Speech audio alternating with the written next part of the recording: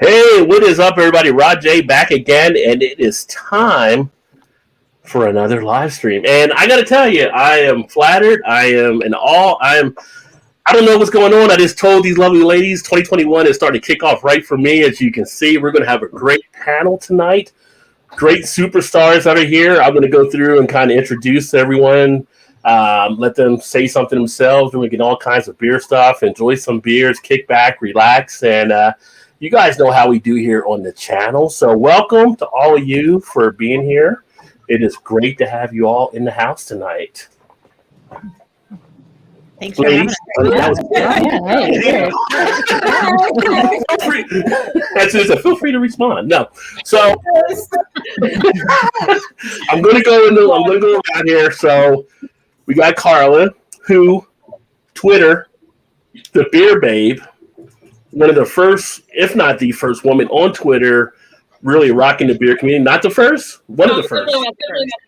Well, you were up there, though. I mean, you were kind of jumped into it. Great knowledge, a beer writer, great website, and all the details of everybody are down in the description, so you can check the description, see what everybody does, and check out their sites, everything like that. We got Twanda, a.k.a. Afro Beer Chick. Y'all know her. Y'all love her. She's been here before. She's back again. Always a great time. We have Gloria, who actually now has Crafted Minds. I'm so fluttered right now. Crafted Minds LLC. Educator that's now teaching about beer. Used to be a professor there, so she kind of kicked it over in that gear. Got that rocking out. Carrie Candy, two blondes drinking beer. Unfortunately, they're happier now than they were last night because they are in Missouri, but we're going to cheer them up here on the show tonight as we go through some things. Then we got Julie from Colorado, who teaches about the craft beverage business with Not Your Hobby Marketing, which is awesome. And I like your one thing you said, if you got customers and it's not a hobby or something, I believe, off your... Yeah, it's a customers who have a business, not a home brewing hobby. Yeah. and then we have M, Pints and Panels. What can I say about Pints and Panels, right? I mean, award-winning cartoonist, author, second book on the way out now, wow. International beer judge, and advanced cicerone. Yeah. Well, I don't know what else she does in her spare time, but it's all about beer, which is fine. And for those of you that are familiar with the Cicerone program, the last time I looked, and it was 2019, there were only like 116 advanced Cicerones in the world. Mm-hmm. So and only 25 of them are women, which is wow. Yeah, so. That is awesome. So congrats to you for doing what you're doing and spreading the word. And she does it in such a fun way with the cartoons. So thank you. Over things today on Twitter. So if y'all don't have Pints and Panels, make sure you do pick her up. So that being said, if you ladies like to add anything else, we can go around. ABC, anything you want to throw out there? Anything I missed? Anything you want to touch on before we get into some of the other stuff? No, I'm just rolling with you. Come on. First of all, like I said, I'm double drinking over here, so I'm just rolling with you right now. So I did all right. What are you drinking at DC? I have bourbon, I have Bardstown, and then I have phase 3 as of right now. Getting ready to get switched to Hot Butcher. So yeah, I'm in a heavy rotation over here.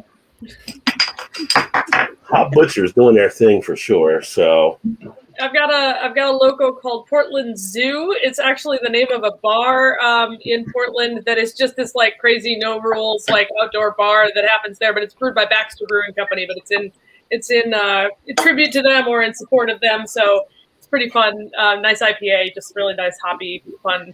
Everybody's trying to do their thing to keep everybody alive. So I think it's yeah. Who else wants to jump in with what they got? I don't have the can with me, but I'm drinking. I work part-time at a brewery called Fox Farm. It's in Eastern Connecticut. The really amazing lagers just started a spontaneous program.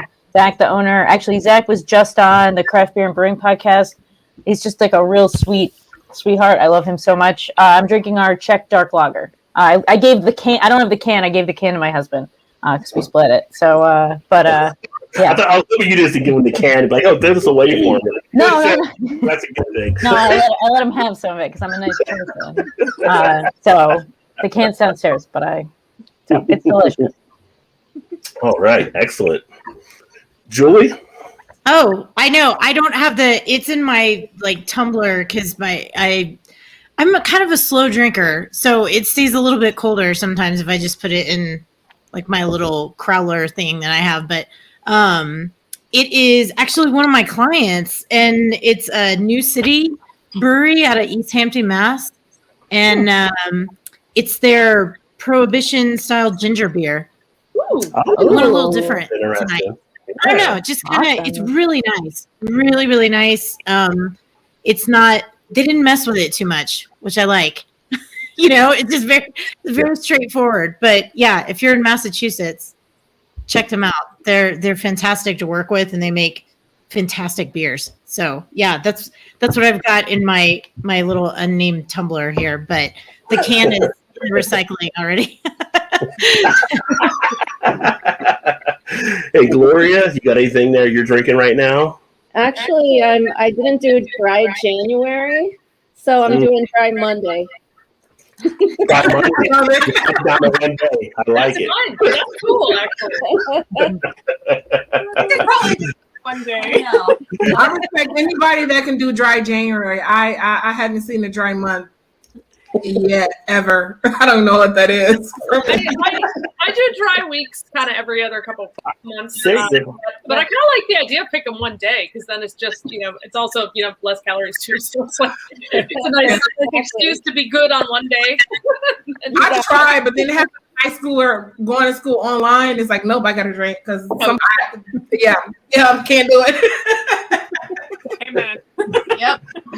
It feels like the one day you would need a beer would be Monday, though. That is why. And Karen Candy? We're starting out with Maplewood's Morbidly Obese Pug Extra Fudge, which is our latest review, and it's so good. We had another can, so we split it to start tonight. That's a ridiculous beer name. I love it. It's really ridiculous. It's really good beer, though. Yeah. And I just cracked open the Dogfish Head Campfire Amplifier. I got like 3 cameras. I got to find the right camera that I'm on. So that's what I'm actually drinking there. Kind of an interesting type one, a little bit of a fudgy type, s'mores type beer. So I don't know. Dogfish Head to me is, I don't want to say they fell off since they kind of went under Boston Beer, but it seems a little bit like they're not putting out as like what they were before, kind of. I don't know. I don't know if you guys have had any Dogfish Heads since they were acquired and what you guys are thinking on that. They're still doing their classics. I had a 60-minute at the beach with the summer, and it was really, really good. Like, just, damn, that beer was so good. And I had a 90-minute actually recently.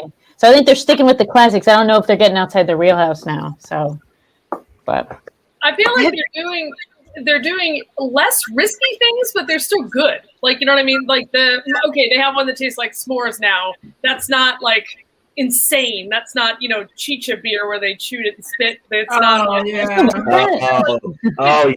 one. They've come out of insane and landed in, okay, we're going to have some fun.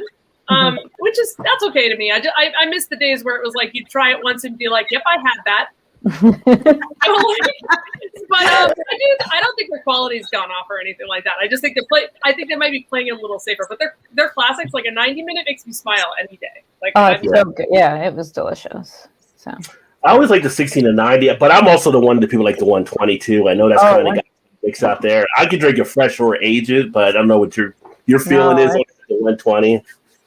I like the more white stout myself. Also, I worked at a bar and we had both on, and this is a little too much information for this part of the program, but I was trying to date this guy, and so I was like, come and have some beers with me, and I just poured him 120 and worldwide. And it worked. I bet. That's a lot. They were small pours.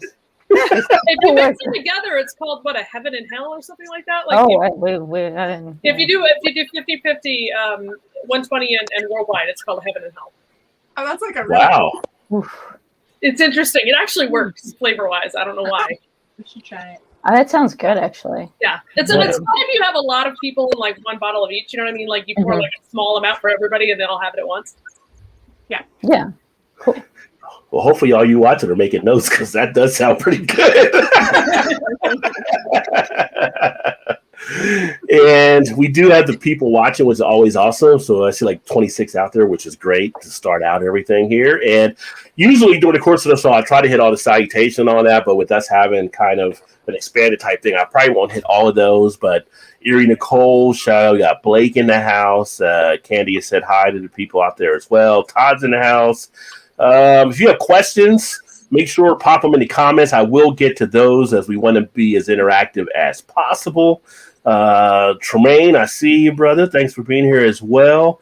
Let me see here. Hobo says Rod doesn't run himself well tonight. I mean, I don't know what I'm doing right, brother, but it's working out well. Let's see here. Western Beer Reviews is in, says, how's the beer, folks? And anybody got a beer that's really outstanding to them right now that you're drinking? I'm gonna say, well, the phase 3 to the max is really good. This is a triple IPA.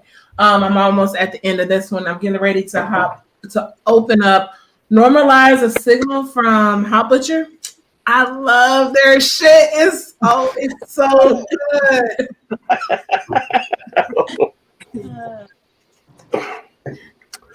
Let's see, and Hobo, he actually said, I haven't seen a dry day in 4 years. At this point, he's on a streak for sure. So,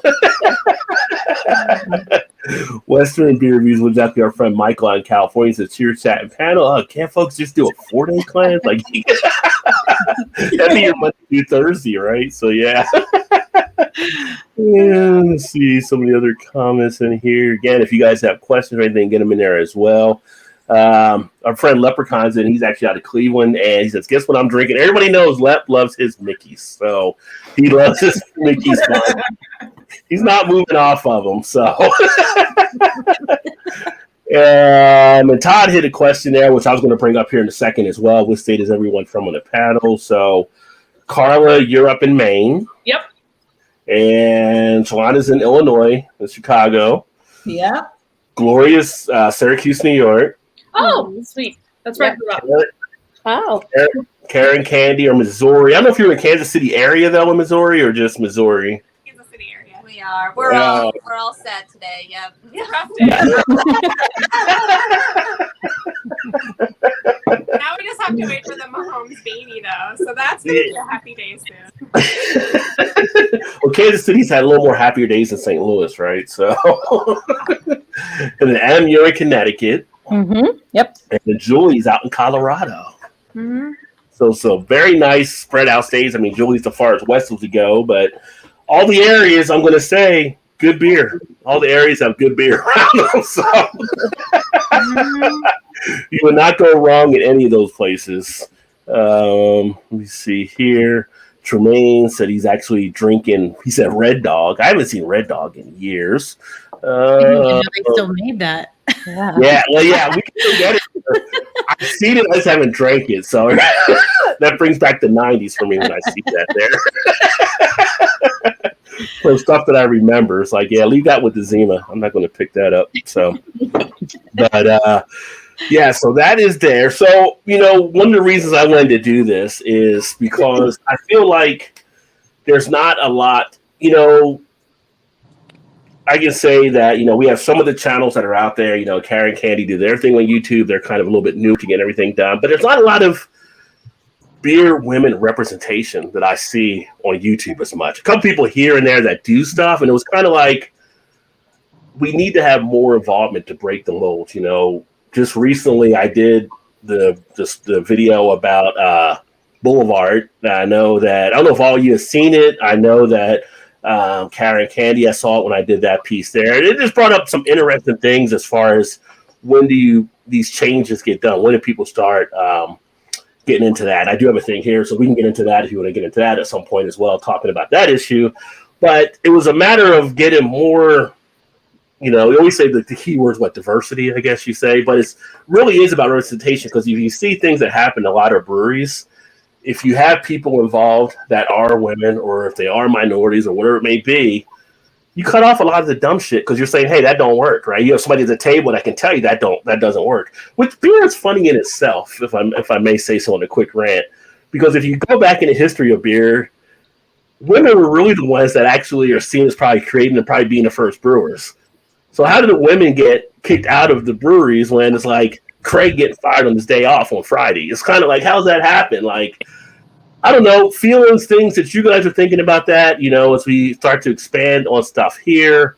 What are some of the things you would like to see more around beer, or good things you've seen, bad things you've seen, things you want to get into? I would like to see actual repercussions for breweries that actually harass women. I mean, I know we talk a lot about cancel culture, but as I said before, cancel culture never actually cancels anyone, because they still have some supporters that's going to support them, and their bullshit is going to continue. What I was most disappointed about the Boulevard situation was how they tried to play on the intelligence of people. First, they claimed they didn't know. No, first they claimed that there was not enough evidence. Then they claimed they didn't know. Then they had to backtrack it and come out and say, oh, yes, we did know.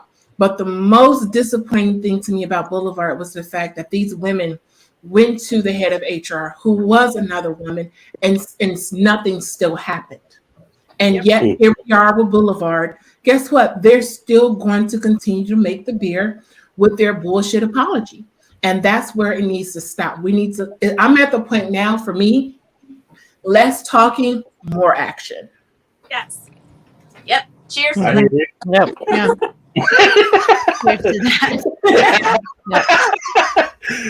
Carly, you would add to it. I know we talked before. We went through some stuff, so. I mean, I know a lot of people, have said more specific stuff about the Boulevard situation. Just in general, for people like the Brewers Association, I just wish there were also more teeth to some of the things that they've tried to do for diversity or inclusion or sexism and that type of thing. That they put in a rule that said that if you have a sexist beer label, then we're not going to read the name of your beer at the awards ceremony. But that's actually never happened yet.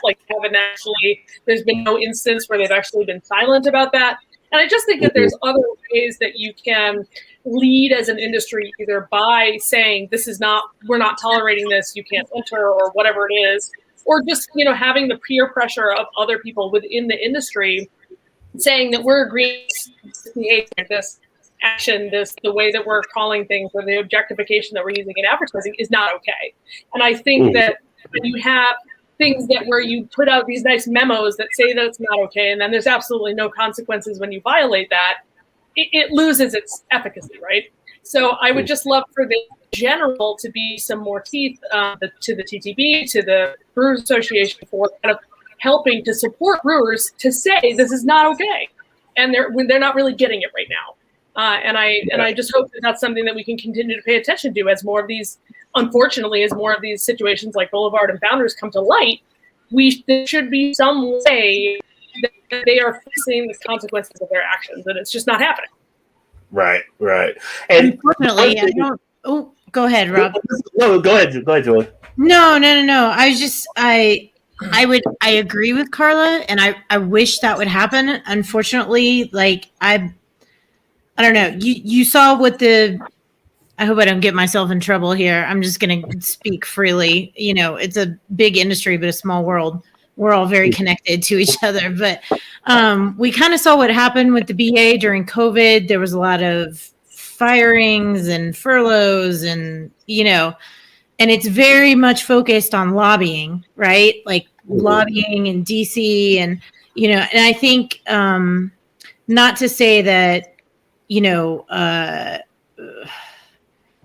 equity and inclusion, which can lead to diversity, not to say that that's not on their radar, but I think it's been a bodies issue, we don't have enough people to they've had their initiatives that they've been working on in DC for years. And I'm not trying to defend that. I'm just saying you kind of see the same thing mirrored in the state guilds. And it kind of got exacerbated by the pandemic, right? Because a lot of people got laid off. A lot of people were out of work. And now we're I don't want to say we're starting from square one, but we're kind of having to start over again because it was gaining traction, you know, about social injustice and marginalized communities that were in the beer industry. And then COVID hit and it was like, you know, oh, we all got caught with our pants down, right? Now we all have to focus, like everybody's just trying to stay in business and we're trying to keep our heads above water and all that stuff.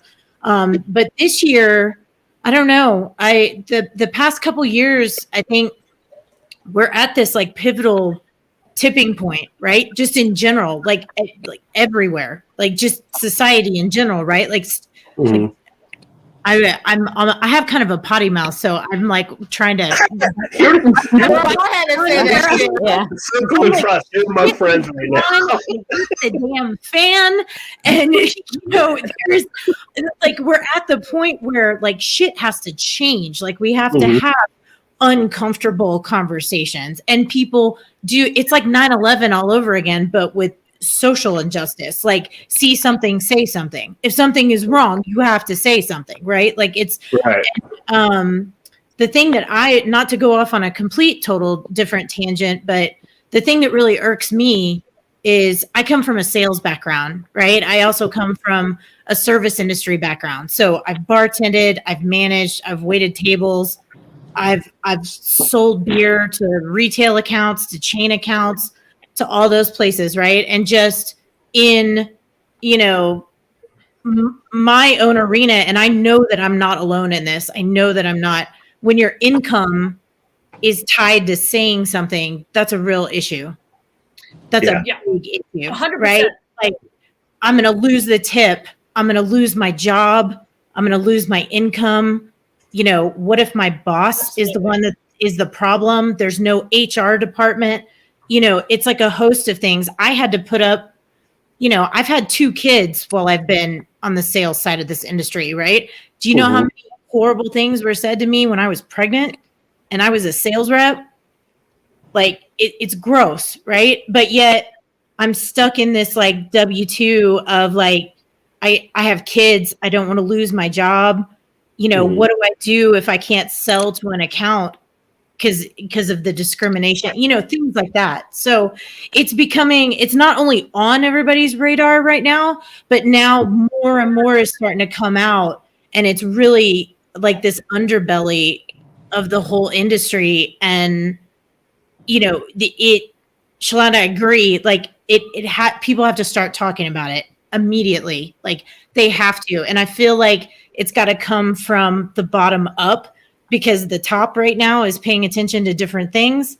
And we have to get to a point of where having conversations like this and rallying around each other and having uncomfortable moments and brave conversations are the only thing that's going to make a difference. And that's why I run my mouth on Twitter, because nobody's paying me not to. What happens? What? I mean, that's the thing, is that like I can't lose my beer job. I can't lose my beer job for speaking up for this stuff. Like that's the thing. Is Right. that there have to be more independent voices also to give voice to stuff. Because like I can call it out because no one's gonna fire me if I call that out. Right. That's why I have my own business now.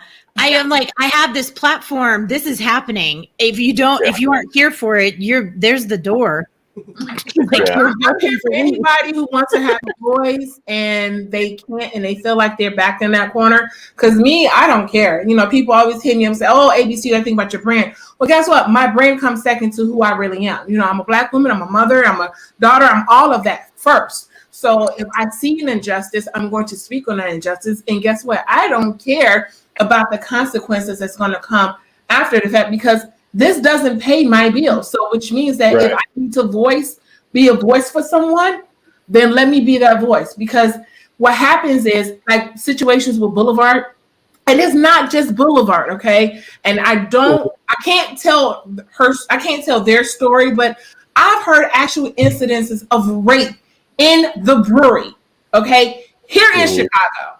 And it's the most disappointing and sickening thing I have ever heard. But guess what? Because they were scared about losing their jobs or being blacklisted in the industry, they felt that they have to be quiet. And that's what we need to stop, because we silence women way too much.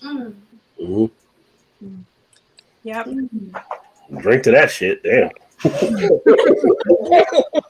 No, We need to No, take beers. Yeah. I'm It's, sorry, you got silent. you're good. You're good. No, I love this. Is what I love. This is what I love. This is what I love. So it's and there is some of it too. I mean, it's not all on the women. It's also on the guys that sit there and let it happen as well. That don't say anything or don't speak up and just kind of encourage it there too. Because if you're complicit to it, silence is complicity, right? That's the old saying. So if you're seeing it, you're letting it happen too. It's just like when I did the Boulevard. Like we've all got women as men in our lives, sisters, mothers, daughters, cousins, whoever it may be, you wouldn't want that happening to them. So at the same point, it's a matter of respect. Like it should not happen. And as one of my buddies said on the video when I did in the comments, everybody deserves a safe space when they go to work. They should not have to deal with that. Yep. So it's all of that being looked at there too. And you do put in there, don't believe anything he says, by the way. It says careful, Rod never curses. So true fact, in my high school yearbook, which I never got the yearbook, I went back a few years later, visited some old friends. They had one of the yearbooks. I didn't even realize, but in the yearbook, it was like that page where it's like most likely to or something like that and everything. And next to my name, it said most likely to curse somebody out. I was like, what? What did they think of me back then? Like growing up in New Jersey, you get a foul mouth really quickly. And Todd says potty mouth, let that shit fly. So Todd's my running buddy on the Thursday night show. So yeah. And Blake, he's all good with the potty mouth. So yeah, let it go. Ron Sutton's in the house as well. Great panel, good discussion, great show right there. Well, thank you, appreciate it. I'm just here. I'm just a fly on the wall or the fly in Mike Pence's hair while they're all doing their things.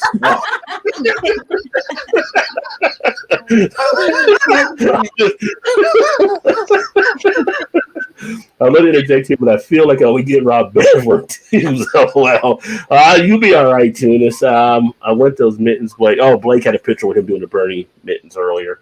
More women brewmasters and sales reps. Yeah, so a lot of the women, that I've met, like I've talked to at different breweries and stuff like that over the years, it's one of the things that comes across that I've been told a few times by different people. It's kind of like, what I would say, what are the things that kind of deter you? Like for those of you that have been kind of in that brewery set, like a couple of them told me, like, they hate like when somebody asks them, they recommend a beer, and then like all of a sudden the person that they ask, they don't believe them, and they go find a guy to ask to say, and they're like, I just told you the same damn thing that he just told you, and now they feel comfortable because the guy told them to do, and stuff like that is kind of like Carla. I'm just gonna say that's never happening.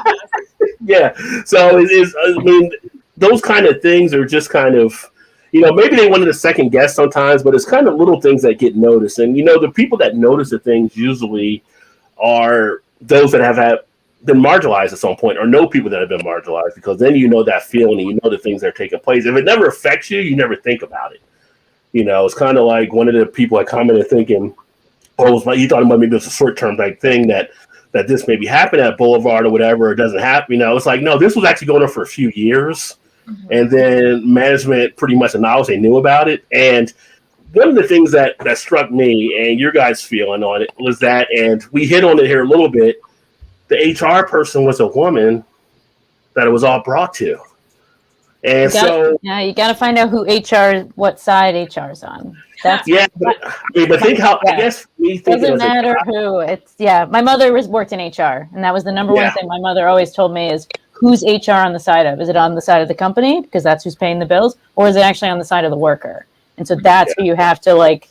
I worked at breweries where the HR person is like, I'm not telling that person anything because what's the point, And that's the problem with HR is you think that HR is going to be this like is going to help me, and then it's not. So it's you got to don't even have an HR department. Yeah, no, I've worked at breweries where there's a lot of people and there's no HR, and I'm like, who am I supposed to tell about an issue? My boss? That's a terrible idea. Yeah. The HR is also the sales manager, who's also a delivery driver, who's also a sellerman. Like it's the HR is non-existent. I don't know. My personal take is that I feel like if we don't start educating from the ground up, that there's not going to be any place to go. There's not going to be any place to turn. I mean, where do you direct somebody? Well, you know what? I think that basically what needs to happen is EEOC needs to be expanded, because if your company doesn't have a certain amount of employees, you can't even turn there. And that's sad, because small companies are having these issues as well. So you mean to tell me if you have a company under 100 people and someone is getting harassed constantly sexually or racially, you can't turn to an outside government agency to get help because of the fact that you don't have a certain number of employees? That is the number one change. And I think that's the reason why a lot of breweries are able to get away with it, because in a sense, there's no legal consequences for them. It's somebody you're gonna constantly complain, you're gonna complain, but outside of you can't turn to EEOC, their HR department, like you said, may have multiple jobs within that brewery. So it's like, for them, there's no consequences. So what's going to happen? It's going to continue. Yeah, if you got no downside to or penalty coming your way, why wouldn't you still do it? So it's in my experience at one brewery, I was at one brewery, and it was a small microbrewery, and there was an issue with a certain individual, and I didn't really know where to go. Kind of like what Julie was saying. There was, like some places just don't even have anything close to HR. You got the owner, you got the brewmaster, you got your tap room manager, and then the bartenders, and and the salespeople too, but they're never there. So where do you go? And the only person I could turn to was not the taproom manager, but it was actually the owner. And once he was aware of the situation, it was uncomfortable for this one individual, the person to say something, to do something. So the person that was kind of not nice got fired for another reason. So the person was not let go because of what they actually did and said that was considered sexual harassment. That person was let go under some other reason, a silly reason. And I think when I thought that happened, I thought, well, I mean, I'm glad that the guy's not there anymore, but at the same time, are they really learning and aware of what they're doing, what the impact of what they're doing is when they're being let go for a silly reason, they think everything's okay. So, I mean, I guess I'm saying a couple of things in the sense that, you got your smaller breweries that you don't have any sort of HR, and you just have to kind of on your own intuition figure out who to talk to if you can. And if somebody is reprimanded, how are they going to know exactly what they did and how to change that behavior so that they could stay in the company? And, that didn't happen in my situation, unfortunately. Yeah, that's a big issue. I mean, Boulevard, one of the guys that was accused of something, didn't get fired. In fact, they gave him a retirement party. They gave him a retirement way out rather than firing him. And a couple of the women that had to attend were women that he harassed. Well, even bullshit. The new founder has come in and made a statement. He still couldn't get it right because he still said it was hard to part ways with some of the executives that they let go. And this shouldn't be a hard decision at all. It should be. It shouldn't be. Whoops, I hit the wrong button there. There you go. I was trying to bring you up there so you can talk there. But in talking about that, so like I said, because you guys are out there in Missouri, you're there not too far from Boulevard. Are you guys hearing anything really out there? Are you guys hearing anything from coming out of the brewery at all? Or yeah, I think we were both just really disappointed. It's been the beer of our background. Yeah, I mean, they're like a backyard brewery here, And so we drink a lot of it and normally have nothing but love and support. And it just really was crushing to hear about what's really going on behind closed doors and that it's such a similar situation to so many other businesses. And then their response just really made it all worse. And the fact that it took Reddit threads and social media for them to even make a halfway decent public statement. And then even after that, like Kara said, behind doors, then threw a retirement party for this individual and commended him for all of his years of service. It's just all really sickening to listen to. Yeah, and when I saw, like I said, a couple of women that were there were actually ones that were in that bad situation with them. And it's like, you're getting a retirement party and you're making employees attend that he actually harassed. It's just, I mean, there's no way around it. I mean, it's sickening and disrespectful to the women that were involved there for what had happened. But the one thing I'll say, though, that showed some encouragement coming out of it, which is maybe, and Julie, you hit on this, I think, that it has to come from the bottom up, is that the employees came together and said it's enough is enough. Yeah. And their pushback, with them all united in the statement they all released, ended up leading to some of the upper management being forced out and getting things taken care of and bringing back the founder who's trying to, get his footing back again. But in a lot of these spots, it really is the bottom up. It's got to be coming from the people that are there saying enough is enough. We're not dealing with it. Now, a lot of people are afraid to do that because of the job, because of the money, because of whatever their situations are. But that's an example of what happens when they unite. I mean, it's not like they're not a union, but they formed basically like a union and said enough, cut the shit, and then things started to change. Yeah. So I think with some spots that has to happen. To make that happen, and I know that can be hard when people don't feel like any change is really going to happen when it's all permeated through the leadership. You see that in corporate America too. People are afraid to say something because they don't think any change will actually happen. And so it does, I mean, there's strength in numbers, but you have to get everyone on board with you to do that.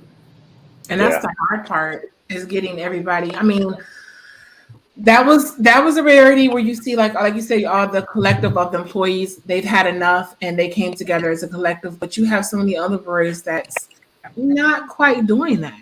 They're opting to remain silent. I wonder. You say the F word? Well, I got about 2 more sips of bourbon, then you probably hear a whole lot of F words. I mean, there's one brewery defined by beginning with F that we know about, right? That they got their own shape. Fuck founders? I can say fuck founders. I'm still gonna say that one. I knew that was coming. Yeah. That right there is a whole nother can of worms, okay? Yeah. A whole other episode, Brian.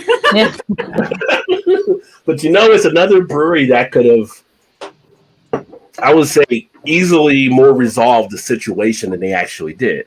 They had so much time they could, and they just got so dug in and thinking everybody's going to follow them like they were Q or something like that, and it was just like it all, there's still people that are still going to drink, but they're going to drink them because they still like it. Because again, it doesn't really affect them, and there are some people that don't drink it because of the reasons behind it too. So they played their odds and they stuck with the people that will still drink it. And they still didn't learn. They still didn't learn their damn lessons because of what they do. They did exactly what I thought they were going to do. The first opportunity that they seen to pander to Black people, that's what they did. They jumped on the Black is Beautiful movement.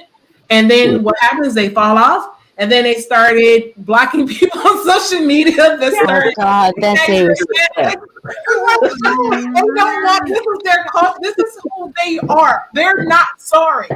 So the fact that any other apologies they come out with, it's all total bullshit. It's just whatever at this point.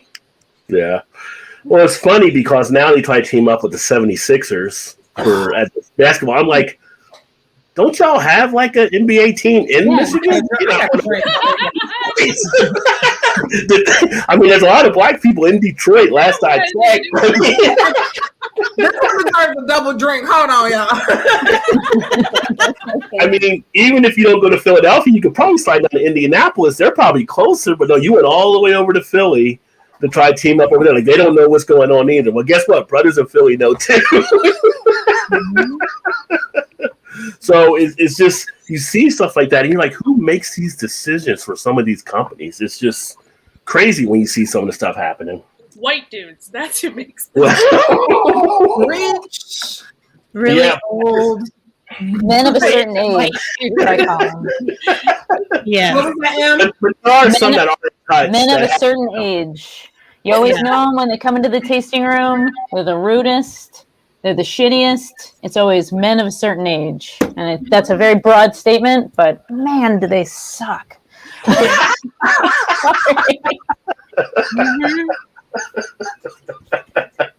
I like We have that.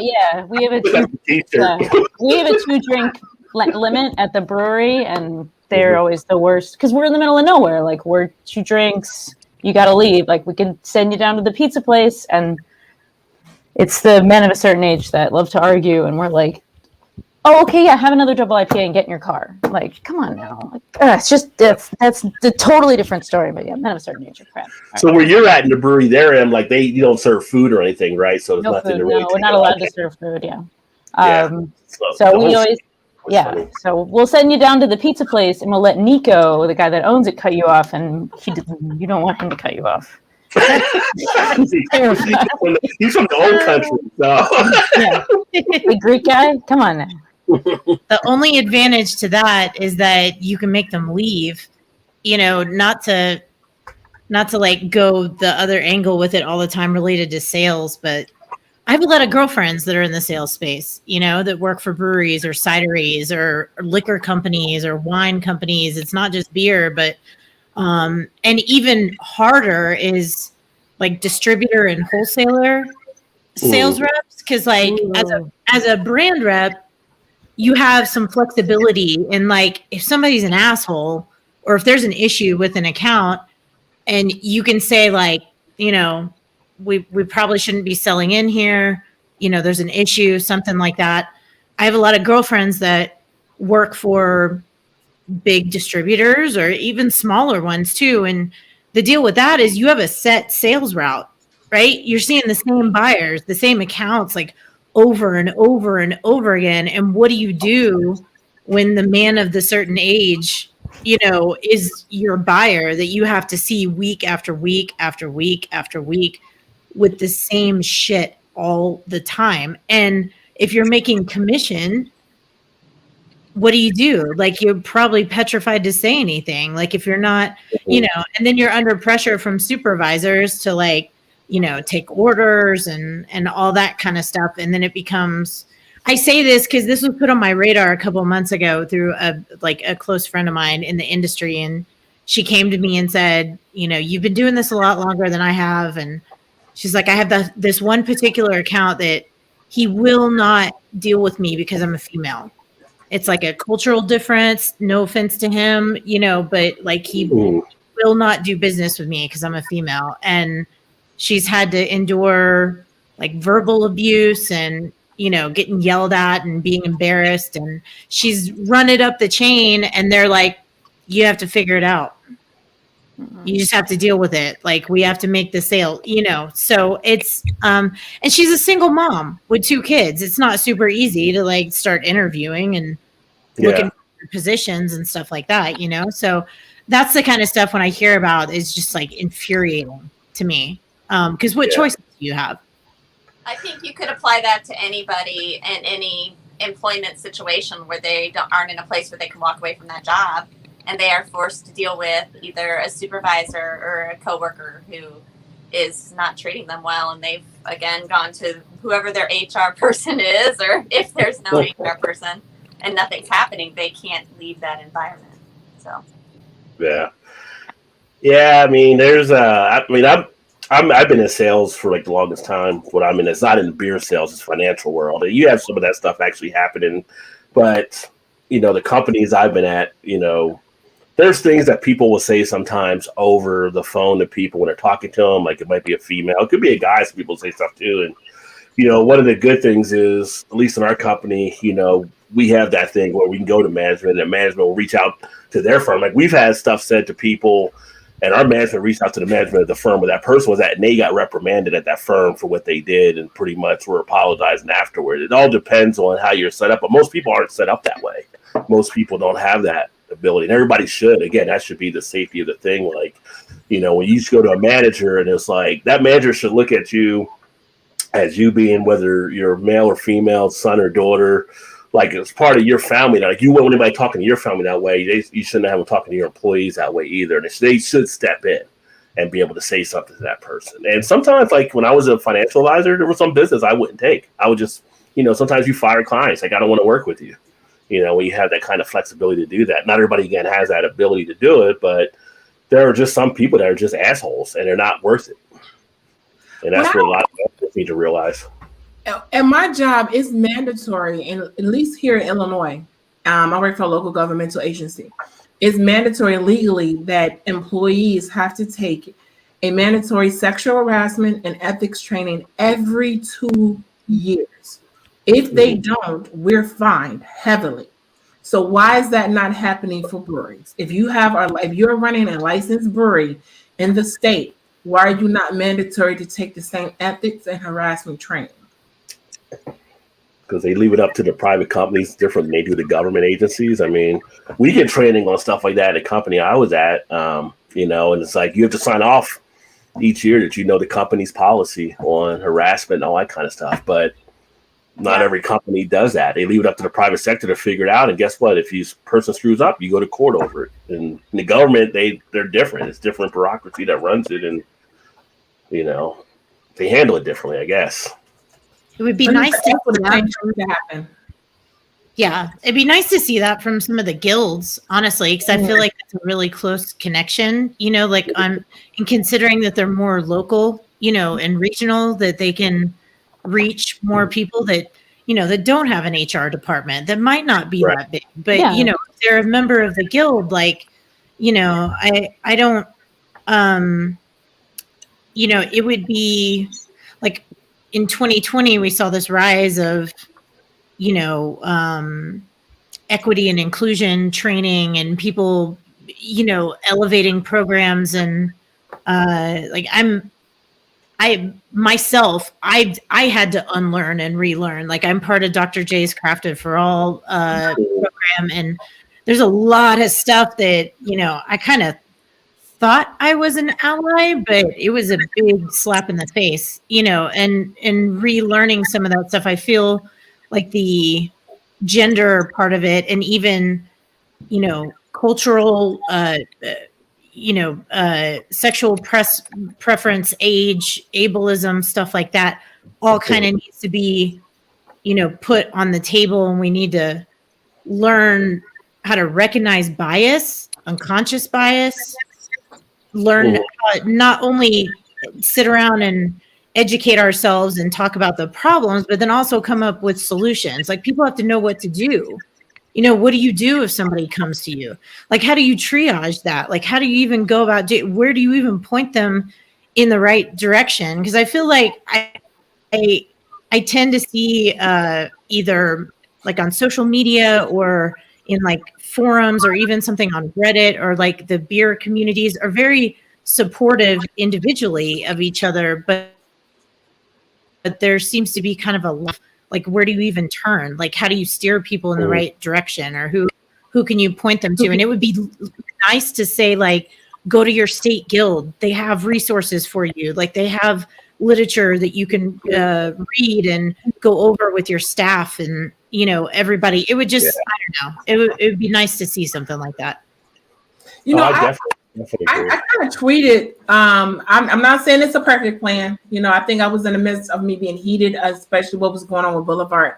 But I said that it would be nice if the guild had like a panel, outside panel, where if you have instances, if you're a part of the guild, that you have instances where if harassment is reported, that we have a outside panel to investigate on the behalf of that brewery, because we all know that some, like Boulevard, you can deny, but however, if these women had some place to go and really voice what's going on, like to the guild, and say, hey, this is what's happening, here's my proof, please investigate, and then the guild say, hey, you guys are found guilty, so now you got to pay this fine, something. I'm not saying it was a perfect plan, but something needs to happen, because here's the thing.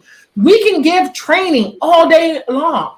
We can train on top of training, and it's sad in this day and age, we have to teach adults to have fucking common sense. It's what it's going to, how are you going to implement that training? What consequences are going to happen if you continue this bad behavior? That's what needs to be focused on. Yeah, it's kind of like an oversight committee. That would be something to be able to step in and do that. And definitely agree that will be helpful. That will be something, and because you always have to get it to a party that's not affiliated with the person that will be the offender or the brewery that will be part of it. You have to get it to an outside area to have that look into it. And essentially you would want them to be outside and not connected to that brewery either, right? So you don't want to have that bias in there. So no, that's a good idea. I mean, that's something that should be fed to like the Brewers Association or the guilds and things along those lines to actually look into. I think that would be awesome. I gotta give a shout out to my homie EB, just became a new member on the channel. Thanks, homie. And Eclectic Beer, appreciate it, man. Eclectic Beer is just blowing up like crazy. If you ever want to laugh, then you should check out Eclectic Beer Gaming and Reactions on YouTube. Because what he actually does is he reacts to different videos. So right now in the UK, he does a lot of UK stuff, the Monty Python humor, some of the English comedians, people send him stuff, and he pretty much just breaks it down. And I tell you what, his laugh is so infectious. If you're having a bad day, watch his videos and your day will go away. I'm just saying, if you don't know my boy Alan, Eclectic Beer, check him out. And this awesome guy and just building up like crazy. He's actually been one of the fastest growing YouTube channels I've actually seen now out there. So much success his way. And he said, about damn time I did this. He said, love the show you got going on, homie. So yeah, actually he likes to give commentary and he loves this kind of conversation and stuff too. So he'll probably stimulate something to his channel to actually react, which is great too. And great guy. So one of my friends, I've known him for a few years now, from YouTube. It was funny, like YouTube and the camaraderie that gets built up. It's kind of funny because you make these relationships through social media. Like, none of us have all met in person, but we've had great conversations or we're having them now. And it's kind of like we met in person, we know we'd have probably a blast, but it's almost like where people are being isolated now with the whole Corona type thing. It's almost like we were preset that we could still converse and still have somewhat of a decent life, talking to each other and having fun and doing some stuff, even if we're not in person. So it's just kind of weird because I remember when social media first came out and people were like, why are you talking to a fake friend on the computer? You'll never know that person. Well, you should go outside or do this, do that. Like, now they're like, I got no friends. They're like, well, I got a bunch of friends I can talk to. A bunch of friends. I was excited that I met Paula at Fresh Fest for like the first time. And then when she came to Chicago, we went out to a bar and everything. I love it.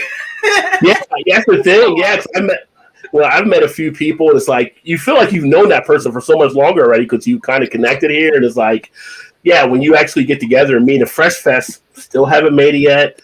Don't know what's going to happen. No. I was supposed to make it. Well, I was supposed to see ABC a couple years ago when I was supposed to go, and that's like Daddy Porter was looking for me to be there to meet him, and I didn't make it, and I broke my wrist or whatever, and that's what it was. I think it was last year I broke my wrist, so I didn't get a chance to get there. And I didn't make it the first year of it, and then now we got this year. So eventually, I am going to get there. I mean, I had all my gear bought, the ticket was bought, and all that stuff. And it was like I was on drugs at that time. It happened like a week before Fresh Fest, so it's like I can't drive and be on drugs and drink beer because I know I'm going to drink beer if I'm there. And we ain't going to the drugs they were giving me for a broken wrist. So, yeah. Yeah, I think one of the funniest things, and it's not about being a woman in beer, but it's about being like on the internet in beer, is that like I have to explain to people like, oh yeah, I'm going to Pittsburgh. Why are you going to Pittsburgh? I'm going for a beer fest. Do you know anybody there? No, but I'm going to meet like 20 people that I've been talking to for years.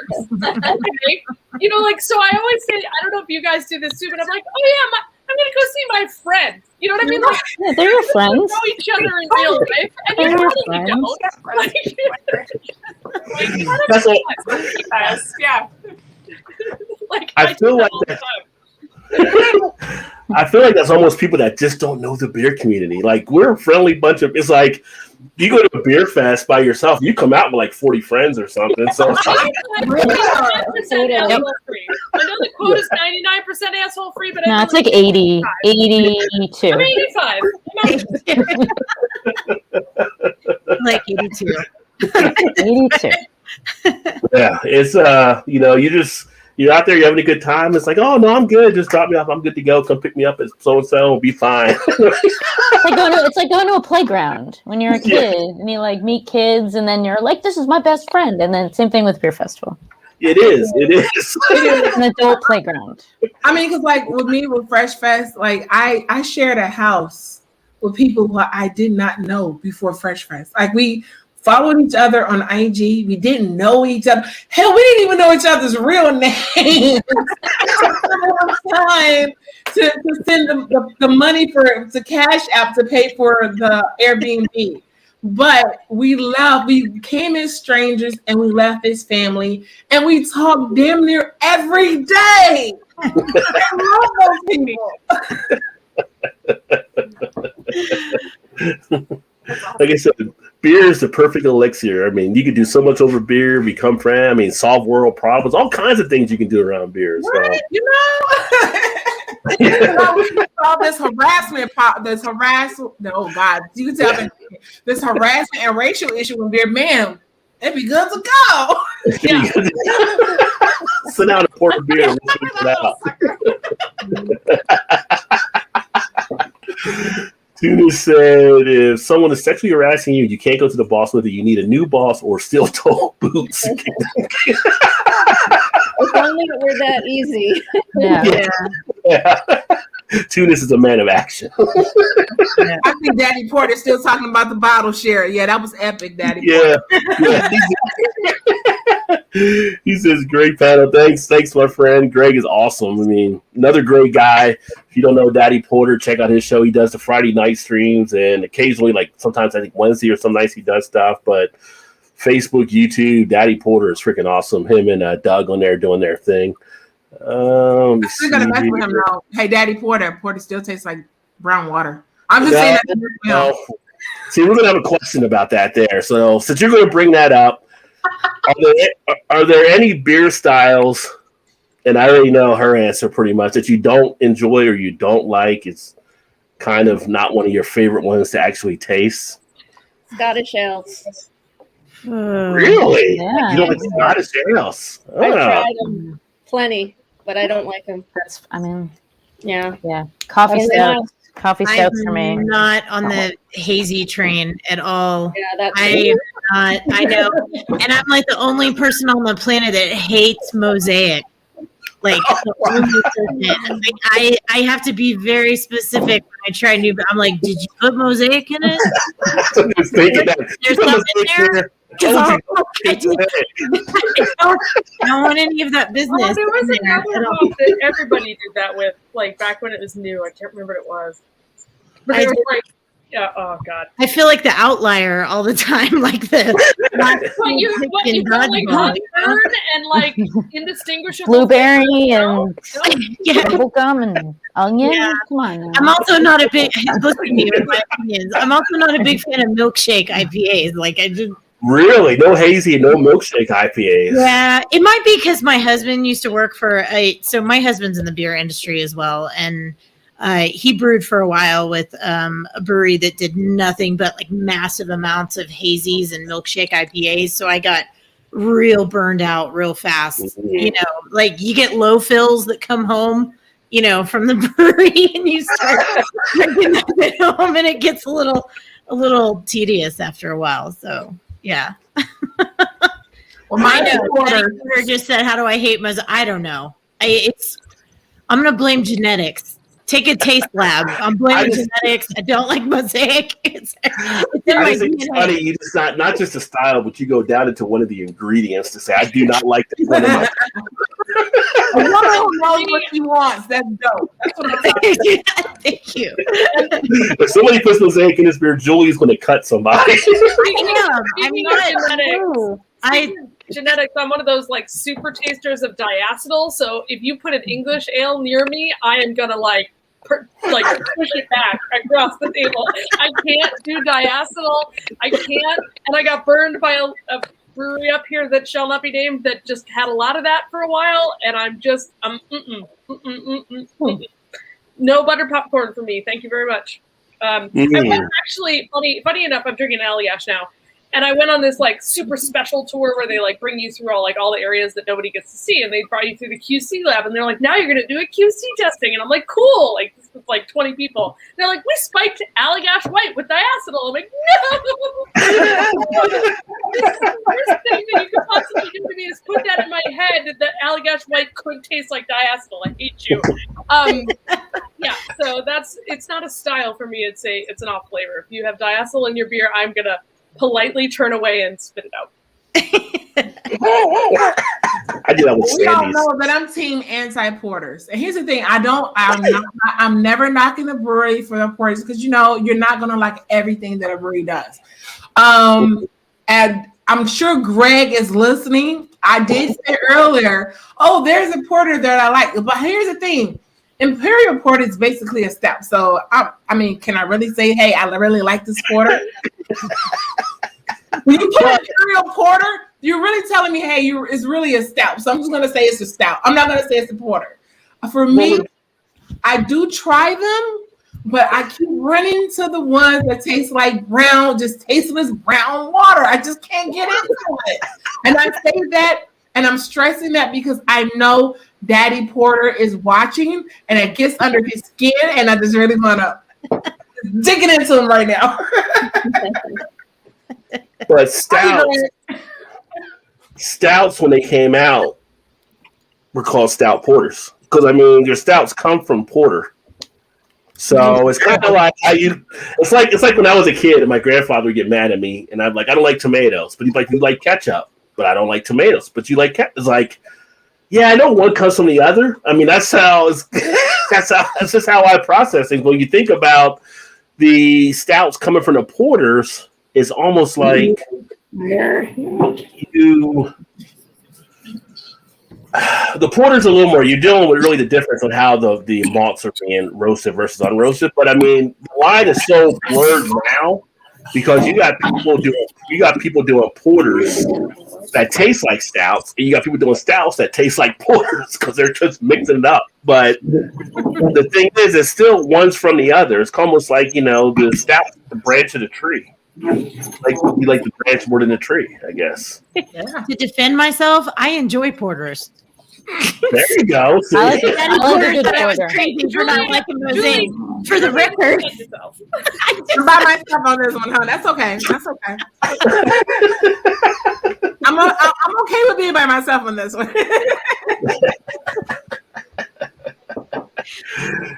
Did you say lager? Was there a certain lager you didn't like? You said, or Me? Yeah. Did you say you didn't like? No, coffee stouts. I don't. Coffee stouts. I thought someone said lager. Okay. I know. You don't like coffee stouts? I don't like coffee stouts. Do you like coffee? I like coffee. Breakfast.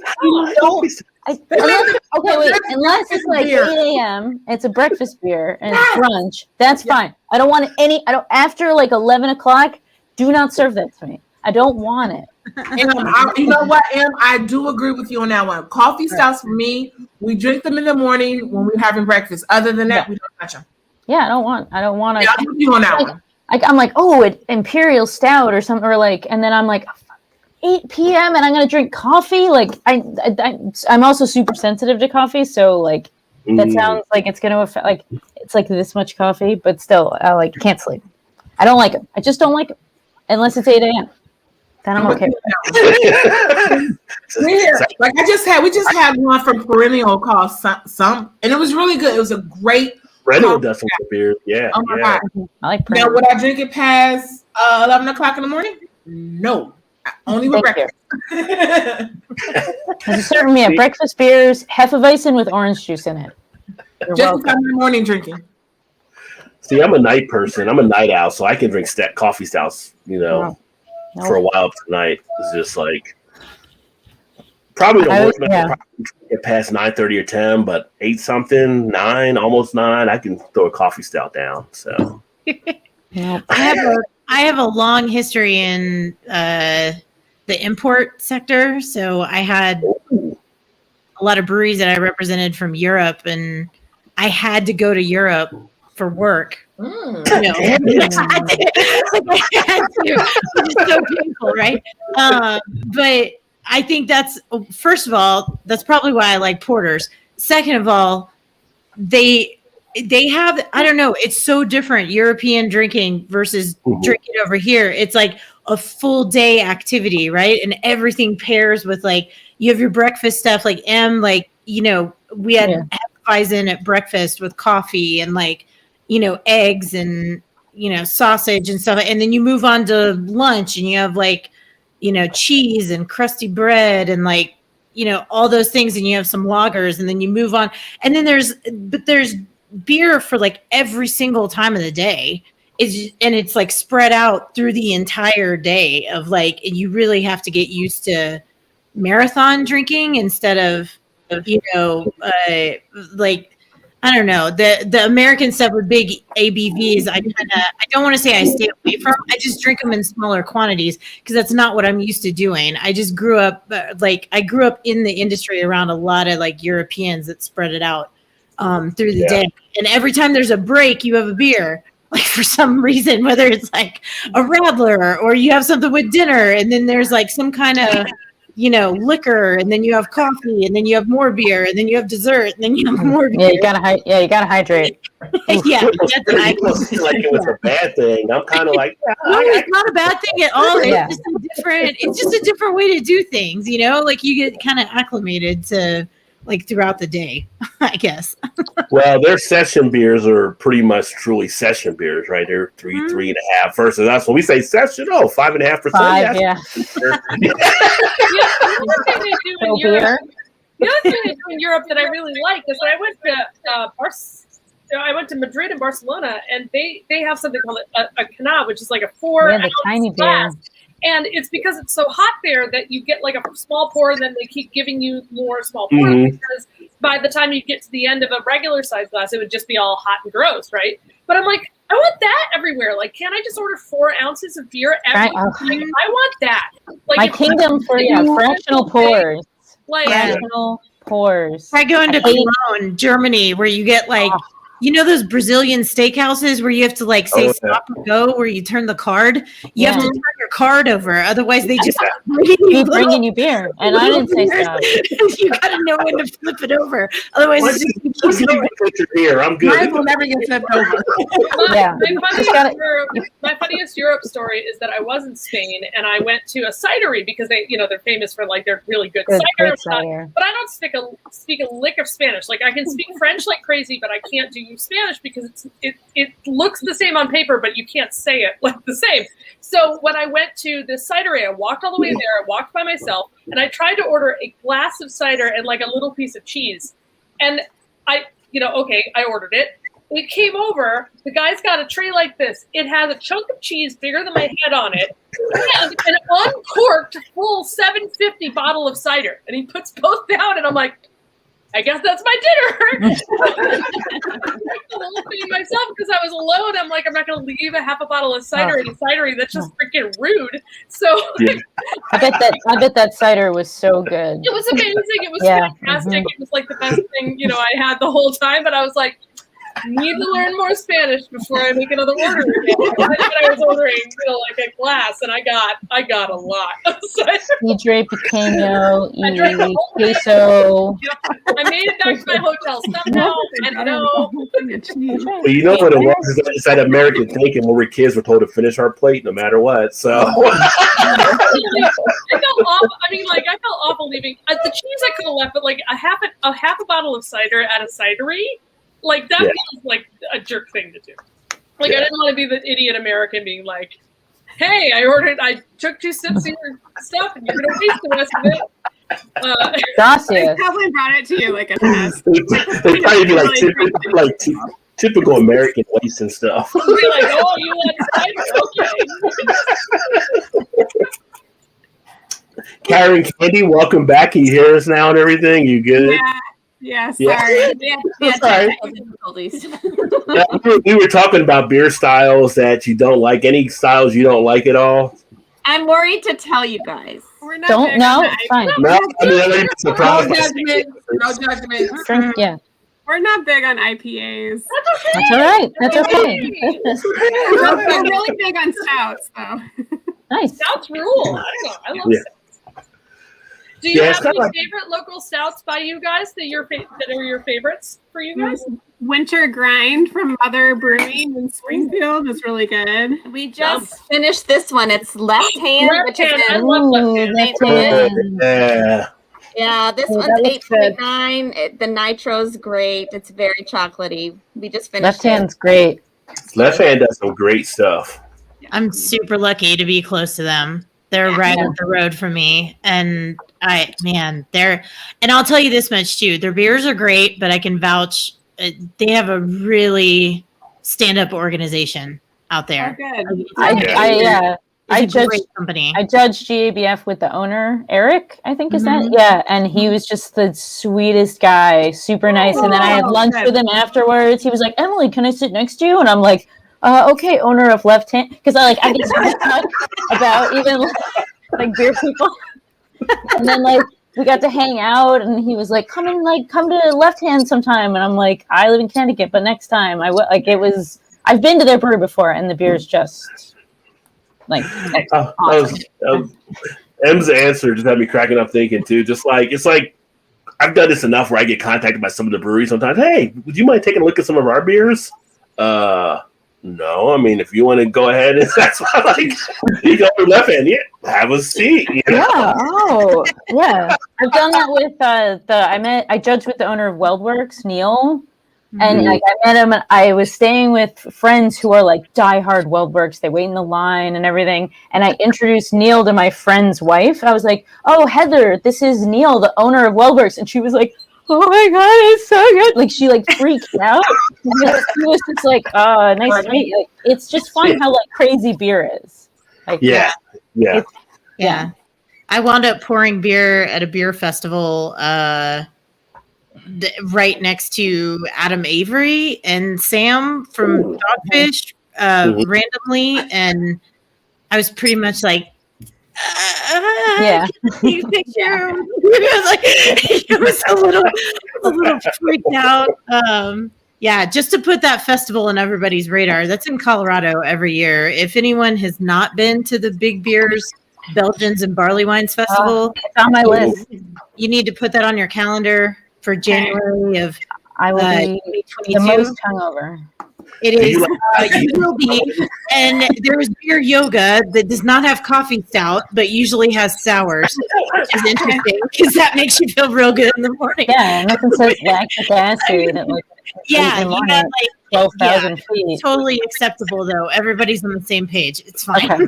The altitude wrecks me. Every time I go to JBF, I'm like a mess. I gotta get really, really high when I'm there. That really literally, the altitude, literally, and the most beautiful shit show Here's ever. a question: do you think BF is ever going to be the same? I don't think the festival is going to be the same. I think it's always changed with everything, the dynamics, COVID. It's going to be a long time before we turn back to the world we once knew. Think about taking your glass to every single station. Oh yeah, and having everybody touch it and I didn't even think about that. If I try to keep my kid away from me, nope, you may have a COVID, you just came from outside. No, I know. I booked my hotel for CBC today, thinking that maybe CBC will happen. I don't know because I'd like to go. I hope so. I don't have to travel. It's in my backyard. I'm going to be on vacation. I'm going to Glacier National Park with my mom. Denver.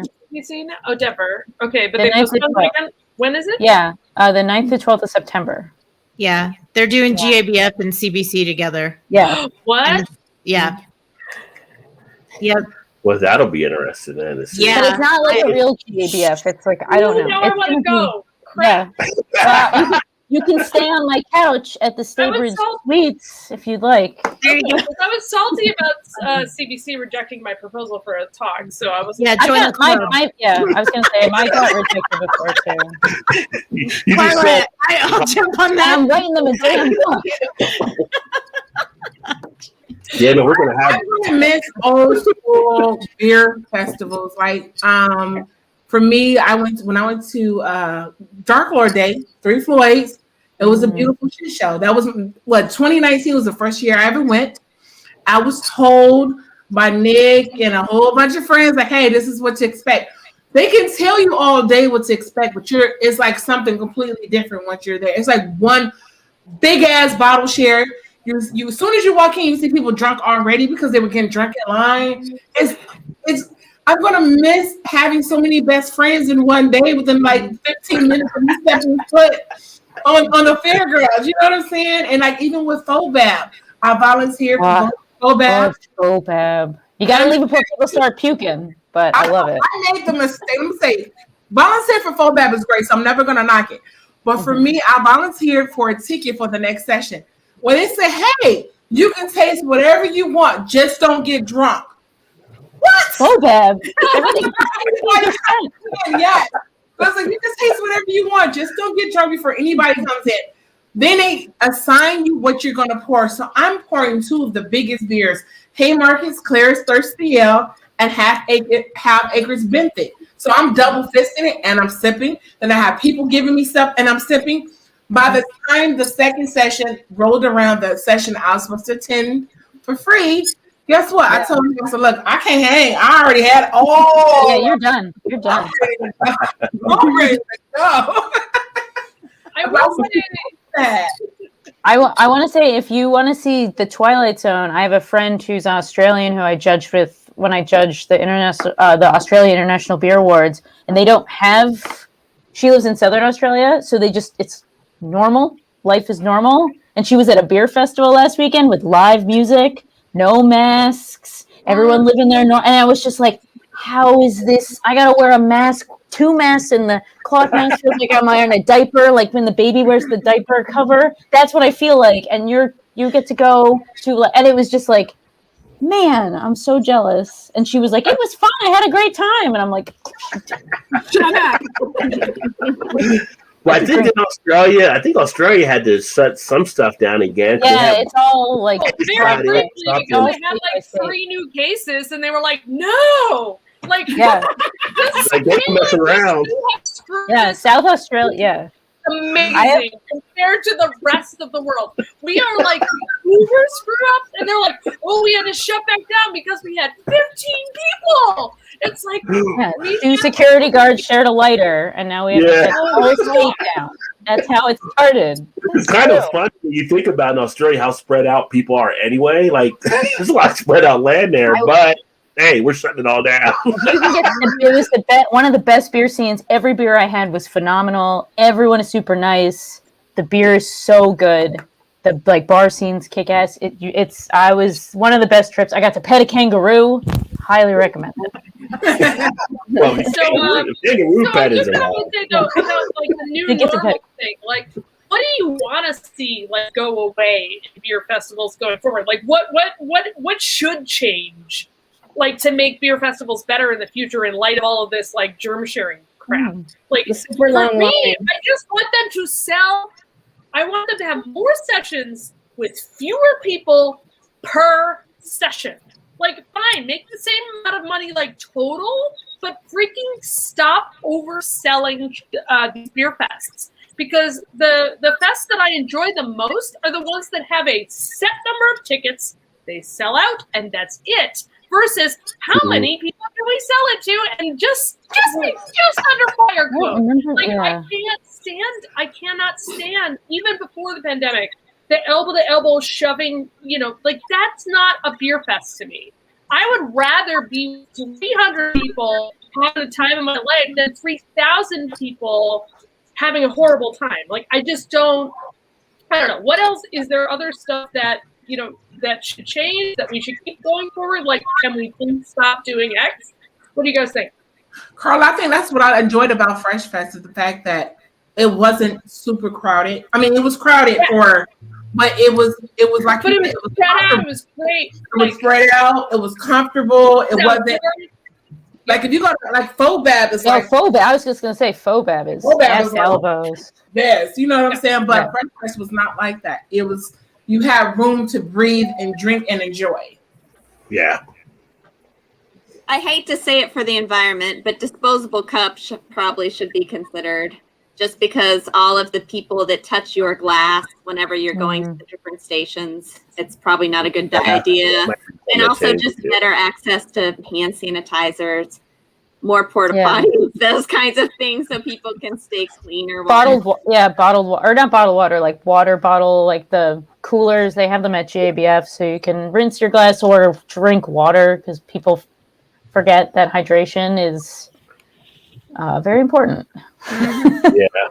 Well, I know with here, I mean, we've actually canceled out our beer fest for this year in Cincinnati. We have a couple big ones usually that they already moved them out to 2022. Like you can buy your tickets now and you're already in at a discounted price for a couple years. And so that kind of sucks. But then some of the other regions around here, I mean, even like Fresh Fest might be virtual when they do that. I mean, it's just tough to imagine a beer fest possibly this year actually being kind of pulled off. But it's going to be like I've been to Beer Fest as a person to go, and I've also volunteered to go as well, which is I'll go there and volunteer, which is always great because our Beer Fest here, like we can actually drink at the Beer Fest as we do it. They just don't want you to be that drunk person, but you can go anywhere, which is cool when you're a volunteer because you don't have to wait in lines. You can walk up to any tap anywhere, and it's just like pour your own beer or whatever, or have somebody pour for you. So it's kind of like, excuse me. All right, excuse me. And you're back out, right? So it kind of works nice. And if you do it right, you get enough volunteers, you just become a person that roams. That's how you're just all over the place wearing the T-shirt or whatever. But it's hard to not think of that interaction because that's what makes the Beer Fest fun. Having an interaction, meeting the different people, coming across the different things, having people try stuff, having like those type of conversations and just having a great time. Like we'll have like a silent disco at ours and they'll have bands playing, all kinds of stuff. And it's like, if you're not having that kind of stuff, it's kind of like you start to lose the atmosphere and fun of it being a beer festival. So I don't know how far you can take it down. Yeah, I don't think you want to feel restricted when you go to a beer fest. The whole point is just to have a good time and walk from whichever booth to whichever booth you want to go to and not really have to think about any kind of restrictions. So I think it's going to be really tough too. Yeah. I mean, even like Joey mentioned when she was met Sam that time, it's kind of like you're meeting people from breweries and people are doing selfies and taking pictures and you're, all next to everybody. It's kind of like, oh, no, we can't do that now. Can we do it? I'll be here and you'll be there, but we'll try to get it in the same selfie shot, but it'll be kind of spaced out. Like it's just not the same. It's not the same. Beer festival. It's smaller. Oh, I'm sorry, ladies. I didn't mean to overlap. But it's a more intimate, for one thing, it's at a ski resort. So you've got it's almost like a hotel setup. You've got like multiple ballrooms, where you have different tasting sections, and the layout is so that you can like circulate better, and actually have conversations with people. And then the big part of it is like a huge education portion of it. And then there's a lot of like outside events that go on, surrounding it. But it's very different. It is probably by far my favorite beer festival, like throughout my entire career that I've been to. So it's, and it's woman run and owned. So, that's a bonus. Well, I'm definitely going through Beer Fest withdrawal, that's for sure. But hey, there's one comment. So this is my buddy Eric. He's actually with the brewer you guys all probably pretty much know, Lord Hobo. So he said, powerful stuff to tackle. Thank you all for speaking up and helping to push forward. Love this industry and hope change can happen. So really appreciate the conversation there. He's class act, and if I ever get up to that area up in Massachusetts, definitely want to catch up with him as well. Go ahead, Carla. I thought this time you were raising your hand, so I was waiting. I know. Well, I'm also Italian, so I just kind of do this randomly. But no. The one thing I will say is that, okay, there's a bunch of women on here, and we've described some of the situations in which we've been in, salespeople or whatever. I think one of the things that gets underreported is that, there's a huge amount of power in guys in this industry giving a, hey, dude, not cool. I want to see more guys stick up for the bullshit that's going on in this industry and just tell their peers this is crap. Because it shouldn't always be on us to tell us, hey, this is wrong. This sucks for me. I want more people in the beer industry that are men to stop that stuff in its tracks among other men. Take it as a 2021 challenge. You see that bullshit, that sexist bullshit, the racist bullshit, the discriminatory bullshit, just say, hey, dude, not cool. They're telling jokes and renaming their printers into racist shit. Not cool. Just give your buddy an elbow and tell him to knock it off. We need that support, and we need that support from everybody in the industry, not just the celebrity brewers or the Brewers Association. We need it from the sales dudes. We need it from the seller managers. We need it from the retailers. I want there to be this dude not cool culture where we just shut this shit down and just say, no, we're not doing it. And it doesn't have to come from us, sitting here bearing our souls about how many ways we've been victimized. Screw that. I want you all to stand up for our right to be here. That's my 2021 challenge for you. Actually sit here and bring support. You don't have to be the doer. I tried to not as eloquently as Carla did, but I did try to hit on that a little earlier. I see a comment here from one of the guests, Malton in Montreal. Only guys are racist now. That is not what she's saying. She's saying that guys need to speak up when they see harassment in breweries. She didn't say anything about race, so I need you to tune in before you comment. I'm just saying. Yeah. Speak up for all of us. When you see shit, you need to speak up as members of this industry. Right. I want to be on another panel saying how horrible things have happened to me. I want other people to stop those horrible things that they know are going on among their peers. That's what I want. And that's what we kind of hit on earlier. So that's Swami, Malton in Montreal. He probably got here a little bit later, didn't see us talking about it earlier as well. But he actually bartends in the industry. But that's kind of what we were hitting on. It's kind of like you see stuff, you say it. Like I said, everybody's got like women in their family, and you wouldn't want that happening there. It's like, take responsibility, take own it. I mean, unless you call someone out on it, you're being complicit to it. So, but also not to be a radical feminist, but it doesn't matter if you have wives or daughters either. We're human beings. It's just wrong is wrong, right? Wrong is wrong. So, Yeah, it's weird that you have to teach someone that it's not okay to say sexist things to them at work. Like, that's just a weird concept that people even think that's okay to begin with. So it's just... It's such that you have to educate people on common sense. And that's basically what it's boiling down to. It's saying, hey, I have to teach you how not to be an asshole to women. Or, hey, I have to teach you how not to be an asshole or educate you in the struggle of Black people. It's like, dude, at the end of the day, no one is really asking for special treatment. What we're asking for is fucking respect. And no one should have to educate you as to how to treat people with respect if that's what you're also seeking. It's that simple. It's simple. Remember, we're a society, though, where we have to put a sign on the ladder saying if you fall off too high, you may, hurt yourself badly. So some people just don't understand that. And learn how to make a proper apology. Yeah. Well, all of that. Yeah. If it does happen, you know how to make a proper apology and not make it about yourself, because it's not about you. That's how you know narcissists are running the damn company. When they make it about them and it's not about what actually happened. I'm sorry if you were offended. Right. I'm sorry that you found that you were actually harassed, but we really don't want to apologize. But it is what it is. You're going to take this anyway. That's why I'm at the point. I'm done with these fake ass apologies. I'm done. Your actions at this point is going to show more than your fake ass apologies. Yeah, put a woman in charge of the business if you want to, take some action. Like, actually put a woman in charge instead of another white male. But you know what? Here's the thing, though. We can't always just go at the men, and we got to keep it 100. We've had women in positions. You've seen what's going on. You have to be just as vocal about, like, hey, this is your job. To protect your employees, not just because you're getting a check. So that's why I'm going to use the HR director from Boulevard as an example. You see what was going on. It was reported to you, and yet you opted to remain silent because they were the ones that were paying you. But guess what? You're not doing anybody any real justice by keeping silent and protecting them.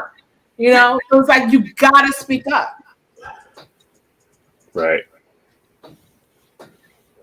Yeah, that situation there in itself is, like I said, I don't know. Again, being a guy and just thinking, if I were, in a woman position and go to that, and you would go in kind of thinking that would be, basically an ally to help you out and kind of figure out, thinking she may have seen stuff in her life and then pretty much do what she did. I would think you'd have to feel like a slap in the face over that. It's like you have no support anywhere, not even when you go to your HR, and here's a woman that's also doing the same thing. It's kind of like, what do you do, in a situation like that? I don't know. That's why we need more resources. We need more areas to go. Like, people need to share that information as much as they can. Like, if they found an organization that can help somebody regardless of your situation, it shouldn't have to be like, I can't afford to lose my job, I can't hire a lawyer, I don't know where to turn, things like that. So I know this came up in conversation on social media in a beer industry forum that I'm on Facebook, and I see Ronald's comment there, and I saw that earlier, and it's a really interesting thing to think about. And I know, who is it, Surly, that unionized? Surly, yeah. And people lost their shit. They were like, why is it well, this is the advantage. Trade organization. I think you have some advocacy there, and it's I think we might see more of that. I think so. Like I said, basically, yeah. I was just saying, basically, Boulevard did that. They didn't form a union, but they basically unionized as a group to come forward with their complaints. Mm-hmm. You could have more stuff like that actually taking place, that to protect the rights of the people actually working there. Yeah, I mean, there are some cons to unions as well. Like, I've never worked for one myself. My husband used to a long time ago, so I saw the upside and the downside of it. So, but nothing's absolutely perfect. You just kind of have to figure out what's best for your organization. But it could be a solution for a lot of people if they don't have the resources to have a legal team or an HR department or something like that. It could be an alternative. Yeah, I definitely think that as well. And I think ABC fell off, and then Glory did, so we'll see it pop back on. I might have to exit here in just a second because I have two little ones under 8. Oh, yeah, definitely. It's been an amazing conversation. I don't want to. I'm like, I feel conflicted. I'm like, children. Julie's like, spaghetti over here. Don't make some spaghettios or something right now. What kind of mama's talking over here? That's totally us when we're filming our reviews. We're like, go away, mommy's filming a beer review. Mommy, your kids, go on. Yeah. Most of the time, for those that don't know me, I'm mostly like even though I hate this word, I'm like a business consultant for breweries. So I'm on Zoom and on the computer and everything, and they creep into the room. They're like, "Are you on a call? Can we say anything? Can we get in the frame?" And I'm like, oh, whatever. I had this embarrassing moment on a Zoom call this week. I work at an ad agency, and luckily it was only internal colleagues I was with. And we have a lab, and she was in there just farting it up, and I was like, "Oh my god, not me!" I love that. Not me. Nice. It's funny. Tunis had that comment, and I feel like we all I don't know if girls are told the same thing as boys, but as a boy growing up, you're kind of you hear that at some point in your life. Like if you wouldn't say to your mother or sister or your grandma or whatever, you probably shouldn't say it. It's just common sense thinking. So, Yeah, I see that definitely. Well, there is definitely an education portion to this for men, because not having experienced it very often, I'm sure there are some men out there that are aware of what they're doing and are doing it just to get away with it. But there's also a subset that truly don't understand that what they say or how they look or what they're doing may be making a woman in the room uncomfortable, and simply being strong enough and confident enough to bring it to their attention, I think, is part of what will help change this culture. Not just the men standing up and saying, hey, that's not cool, but we as women standing up instead of just sweeping things under the rug like we've been taught to do since we were tiny. Yeah.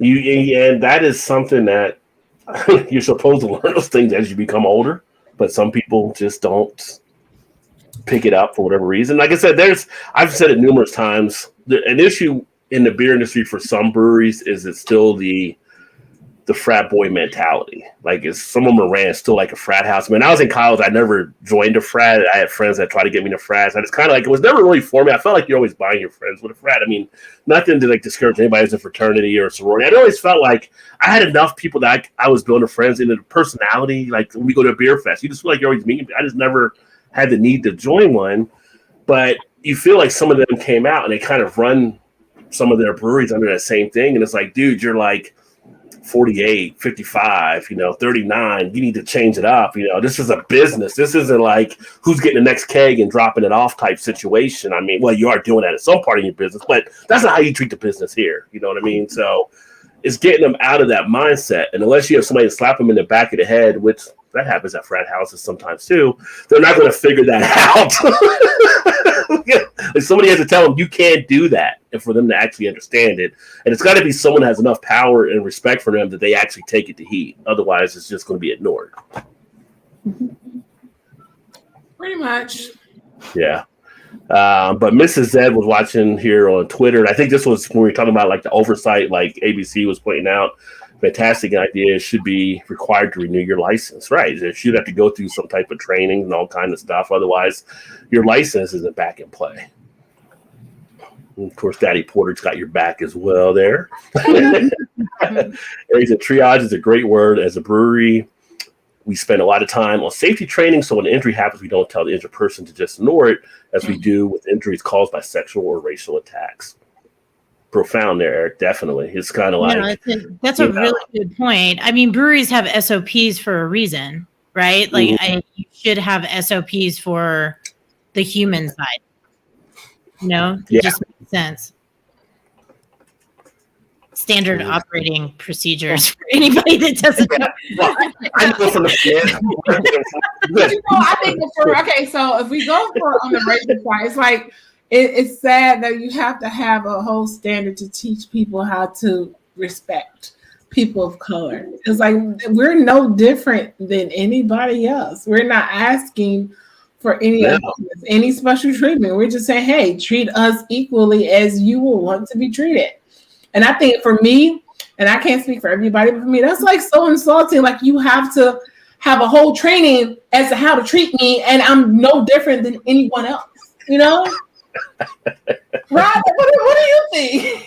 It's hilarious. Like I go through some of the training stuff that we do, and we look at, and I look at the manual, like for stuff we do, and we'll be in a session or whatever, and I'm like, literally, like, why do you have to write this out? Like, who is the dumbass that doesn't know to do these things? And literally, there's a dumbass somewhere in that class that will do those things if you don't tell them.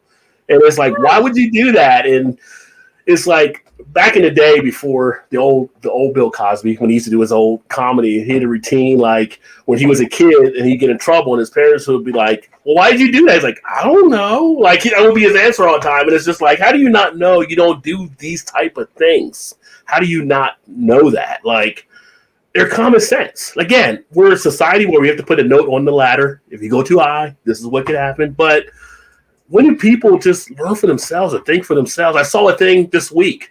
A YouTube prankster. Like, whose idea was it to think you can go out fake, like trying to rob people? Oh my God, I just seen that today. He got killed. I'm like, you're going out here in Nashville acting like you're trying to rob people. Like, yeah, everybody don't play on YouTube. You just play video games, you get super prizes. That's what it is. Right. And it's like, as a part of society, I felt over the years we have gotten, I hate to say dumber, but you see more dumb things happen.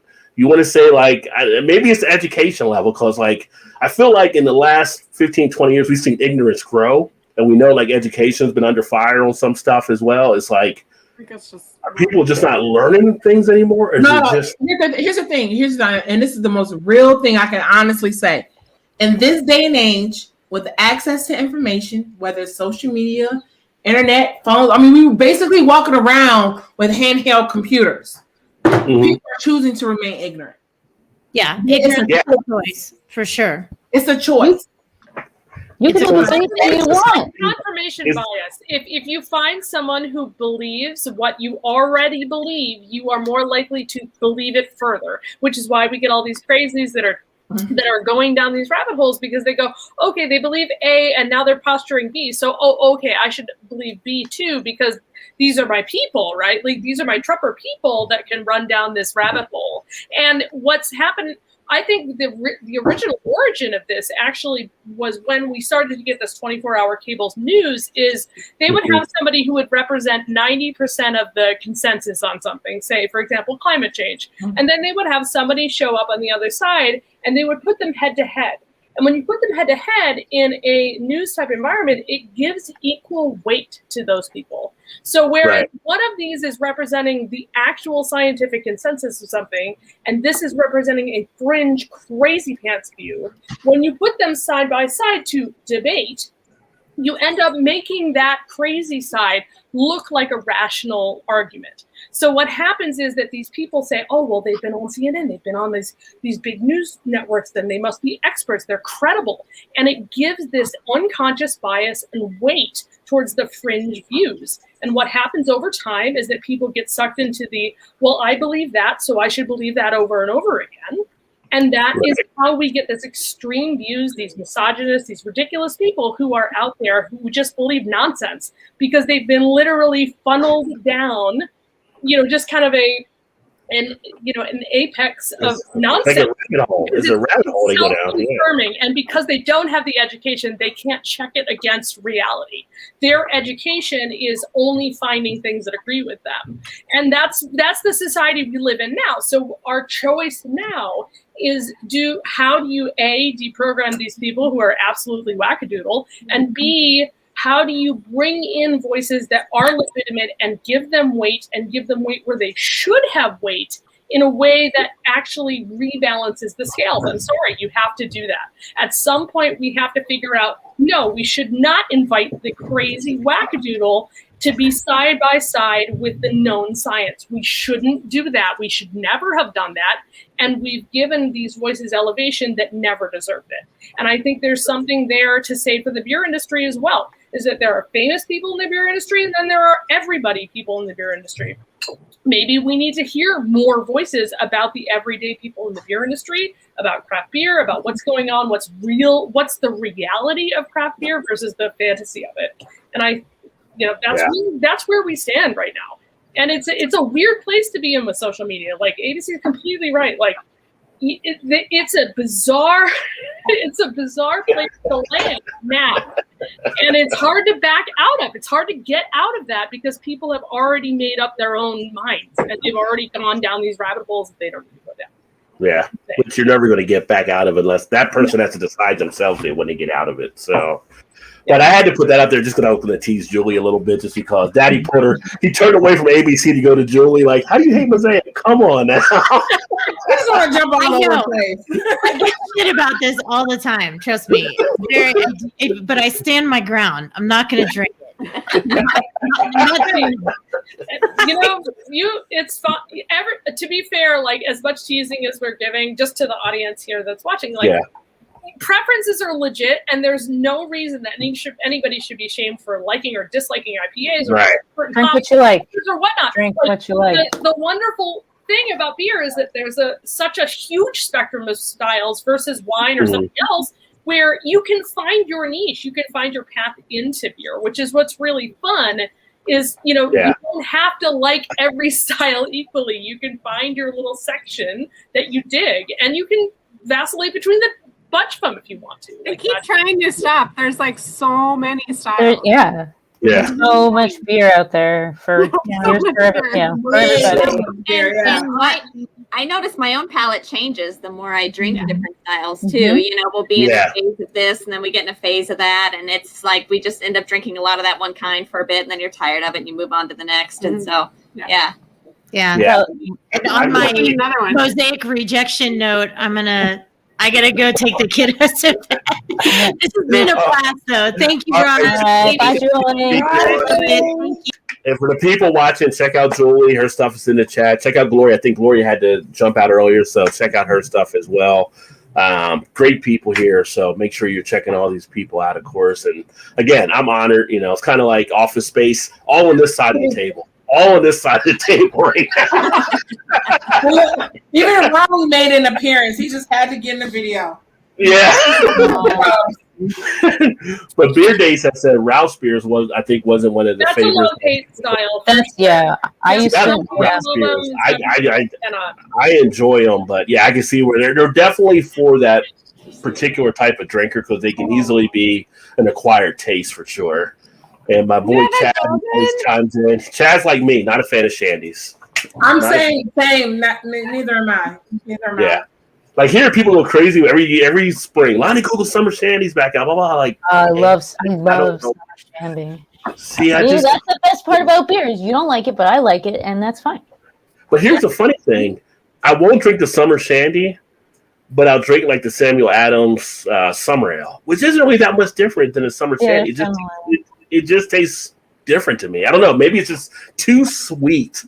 Like Lonnie Kugel was kind of like the old Kool-Aid back in the day. Like how much sugar you put in this thing type situation, right? Like, yeah, I get it. Go ahead and give me the Welch's pack instead. I don't want all the sugar from the Kool-Aid. You go down south to your cousin's house down in Alabama and they throw like a freaking half of the thing of sugar. It's like compared to growing up in the East, like where you're in Chicago, like ABC, like we don't put that much sugar in. Like down there, like sweet tea. People in the South will tell you once you cross Dixon, you can't get sweet tea anymore. They don't care if it's called sweet tea; it is not sweet tea unless you're in the South. And you go to the South and you have it, you lose teeth when you drink it. So they got that sweet tea down. Let me see here. Yeah, Julie is so rare to hear that, but good times. Yeah, I guess these never really heard like so. Julie left right out, not liking Mosaic. But he says, can we stop with them whiny Brute IPA? I haven't seen a Brute IPA in a while. Yeah. You know, in a bit, or I felt like it kind of died out a little bit, like they weren't as well received. I mean, the problem with them to me is that like they got defined and then no one made them like that. So anytime you ordered one, you had no idea what you were going to get. So like it failed to, like, there was not enough differentiation that made it its own style. Like, I understand what people were going for, but half the time when you ordered one, they didn't fall in that little window. So it just, I feel like it was like a style that tried, but failed to stick.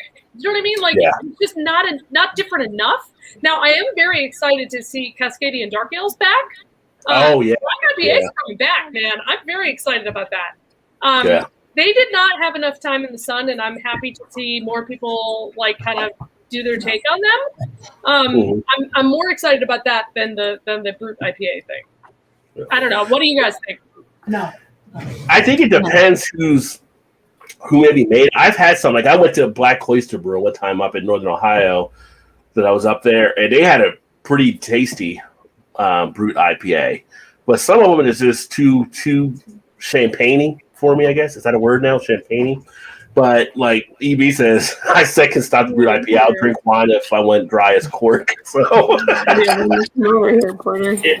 almost like still an acquired type taste that everybody's not going to settle for the IPA. Like I'm not a huge fan of champagne, so I've had some that was too champagne-like in the taste that they weren't for me. But I've had some that were a little bit more smoothed out. So jump over to Two Blondes Drink Beer. That looks like Riley over there. Oh my gosh! Yes, Riley over there. Now he's on the other screen. We got him up for ABC. This is Top Quarter. I'm coming back, Raleigh. Come back. Rob's talking about his business now. This is bedtime. He's gone. Oh, never mind. Come here. Come here. So here I am. That is so funny. But Daddy did agree with you saying there are some bland ass porters out there. That's true. And Tremaine's not crazy about stouts as well. So, like I said, I tell people, follow your palate. It's your palate. Drink what you enjoy. There's nothing worse than a beer snob. So, oh my God. I so agree with that. It's like, what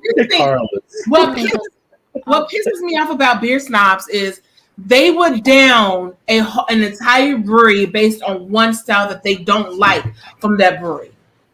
Oh. Wait, what are you doing? I'm sorry. What are you doing? Yeah. You have a dog, Em? Do you want to grab your dog? I have a cat. I don't know where my cat is.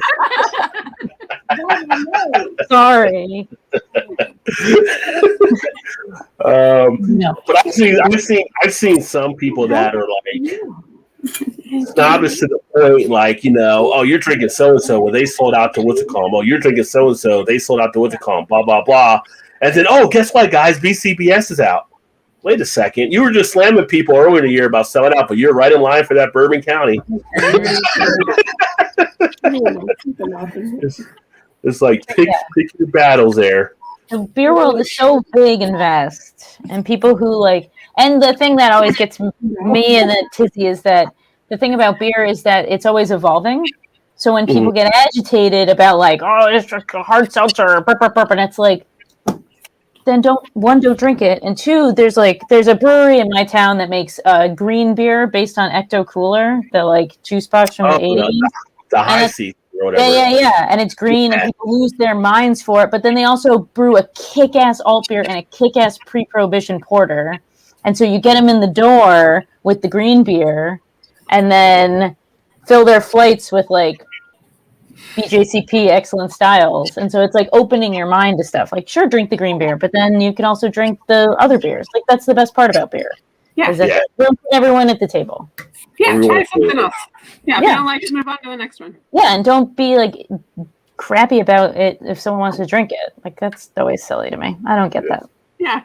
And to Chad's question, I actually did a video on the channel a while back. Actually, it's been getting a lot of views for some reason recently, but you're really looking at the roasted versus unroasted type malts that are the difference between them. But keep in mind, like I said earlier, stouts came from porters. Yeah. That's why they were the stout porter when they first came out. It was kind of a bigger type version. But that's the big thing. If anybody else wants to add to that on what you see is the difference between them. But I know that's the main thing is how they're using it. But again, now they're switching it up on how these breweries are doing it.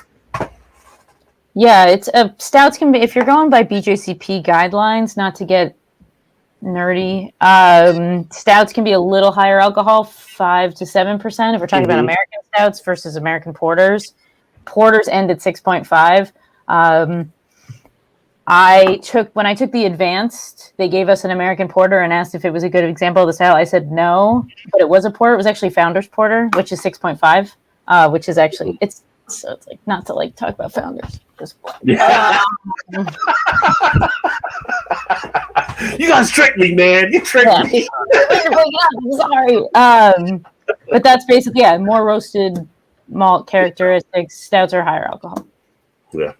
Another thing too, like I said, if you guys that missed it earlier, M is an advanced Cicerone. One of the other things I saw about that, I forgot what the number was, but the pass rate on the advanced Cicerone is actually lower than the bar exam in some state, like to be a lawyer. Really, really hard. The advanced, when I took the exam in Chicago, it's a full day, and I took it, and I went to Guile Brewing across the street from Cicerone office, and I just sat there, and I thought I didn't think I passed. It was one of the hardest things I've ever had to do, and I did pass on the first try, I'm still shocked. And I've taken the Master Cicerone twice.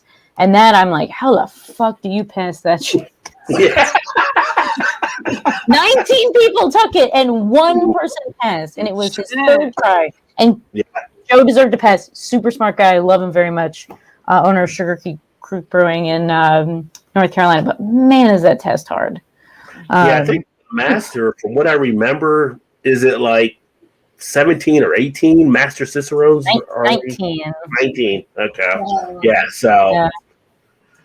Yeah, the higher you go, to come down. Maybe 20? Get it, Em. Get it. I have faith you're going to get that there for sure. One day, hopefully. Man, it's fucking difficult. On this one, I have to shout out Eugenia Brown, Black Beer Chick, NIG. She created an amazing initiative to get women their Cicerone certification. And she's actually started to amp it up to get them to the next level. I I am studying for it as well. So hopefully I get see me my picture, my listens with my certification as well. But I think it was just such an amazing initiative that she kicked off. And I'm so happy that every time I see a young lady post their picture with their certification, it's like, yes, and she's starting to amp it up to go to the next level, and hopefully the next level. So yeah, I just want to say shouts out to Eugenia Brown, Black Beer for kicking that off. That was such a great endeavor. Yeah. I do a visual CBS syllabus that you can buy it if you want it as a PDF, but all of those are available for free on my website. I find beer education should be accessible for everybody. I'm actually doing a visual certified Cicerone syllabus as well. That'll be 100% for free on my website, unless you want to download it and then have it. Because people are like, I want it as a book, and I'm like, okay, give me $5. I don't care. I don't care about the money. It's not about the money. I just want people to learn and learn accurately. There's a lot of like bad beer education out there and like bad misinformation. It drives me nuts. That is so dope, Em. That is great. I mean, your work is beautiful. Thank you. So beautiful. Yeah, we both really like it. We love it. If you ever want to make something for Two Blondes Drink Beer, you just let us know. We'll give you $5. We'll give you $5. More than $5.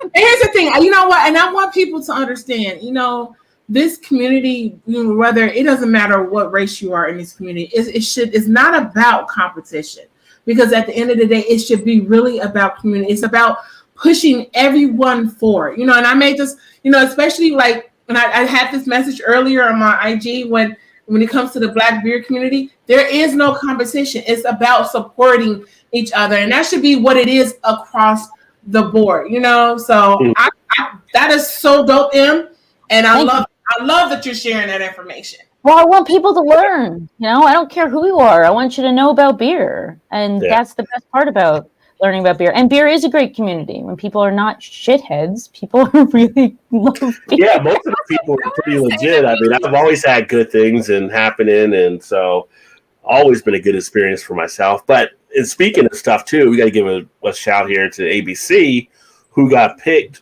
to do a beer glass for the brewery. What I do? You designed. Wait a minute. Okay, so wait. No, what happened with that? Okay, you talking about the Stacy glass? Yeah, okay. You had to design a glass for the brewery. What happened with that? Let me tell you, and I can't take credit for that. I'm gonna be honest with you. So I had already purchased the Kamala glass from 17% Drug, and I was like, "Hey, man, you know what we do? If you had a Stacy glass, I mean, we need to have a commemorative glass. We gotta have both of them because it's Black excellence, it's Black magic." And I was just so happy that he was so dope with being open to it. And he was like, he was like, hey, well, what do you think about this? I I was, by me being also a makeup artist, I was like, hey, look, let me tell you how you do the makeup, take this out. And he was open to it, but I cannot take the credit for it because Sean was just amazing with doing this. So I'm just so happy that it turned out beautifully. See, it turned out beautifully. Can we get that? I'll put you up here so you can share it there. He's okay. So he is actually, they're going to come back into stock on the 16th of this month. And guess what? And people are saying, oh my God, but what about, we're not profiting off of this. He's donating to Fair Fight. So this is an even greater cause.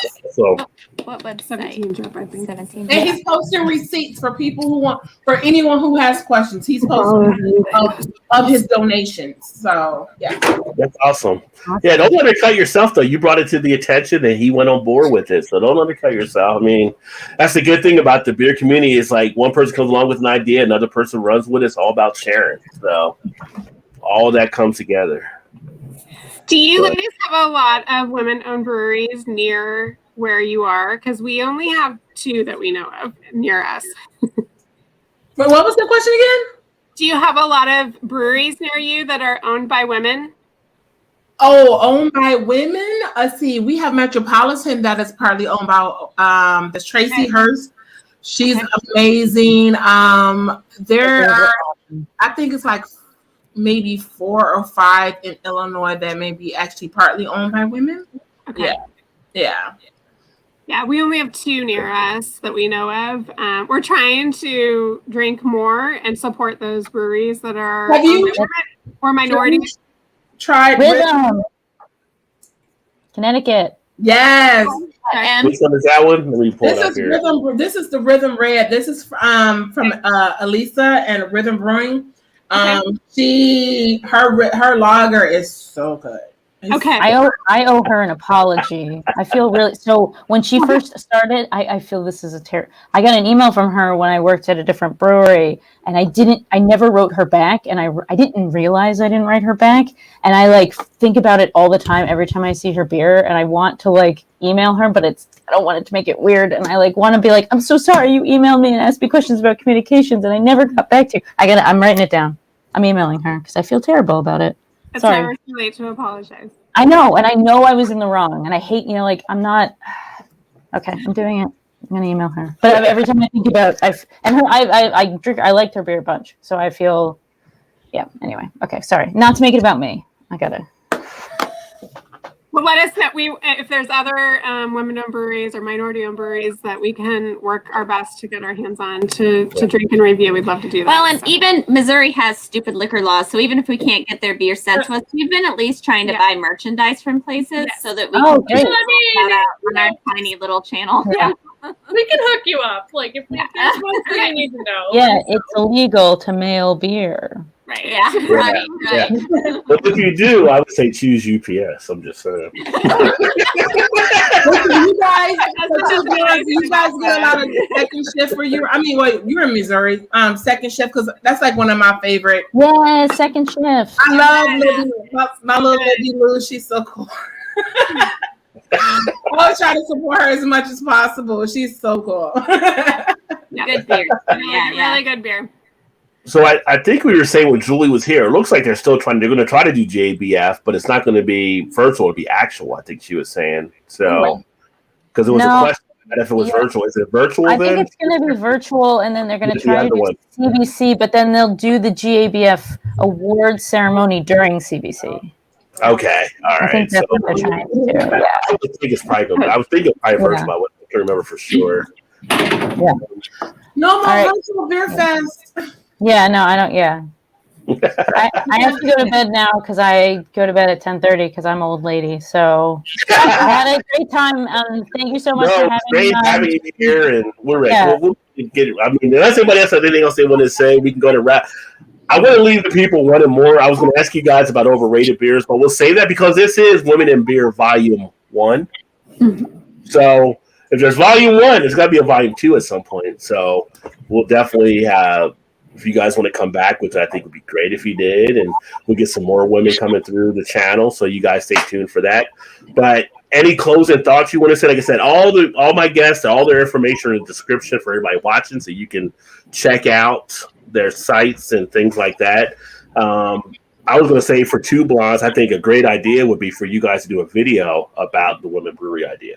I think that'd be awesome. You'll get people that'll click in and they'll actually share some stuff with you, I'm sure. We'd love to. We did a Black-owned brewery video, but yes, we definitely have plans to do a woman-owned brewery as well. Yeah. But anybody else any parting thoughts from anybody? Anybody want to say anything else here? I say cut the bullshit and just drink good beer. Yeah.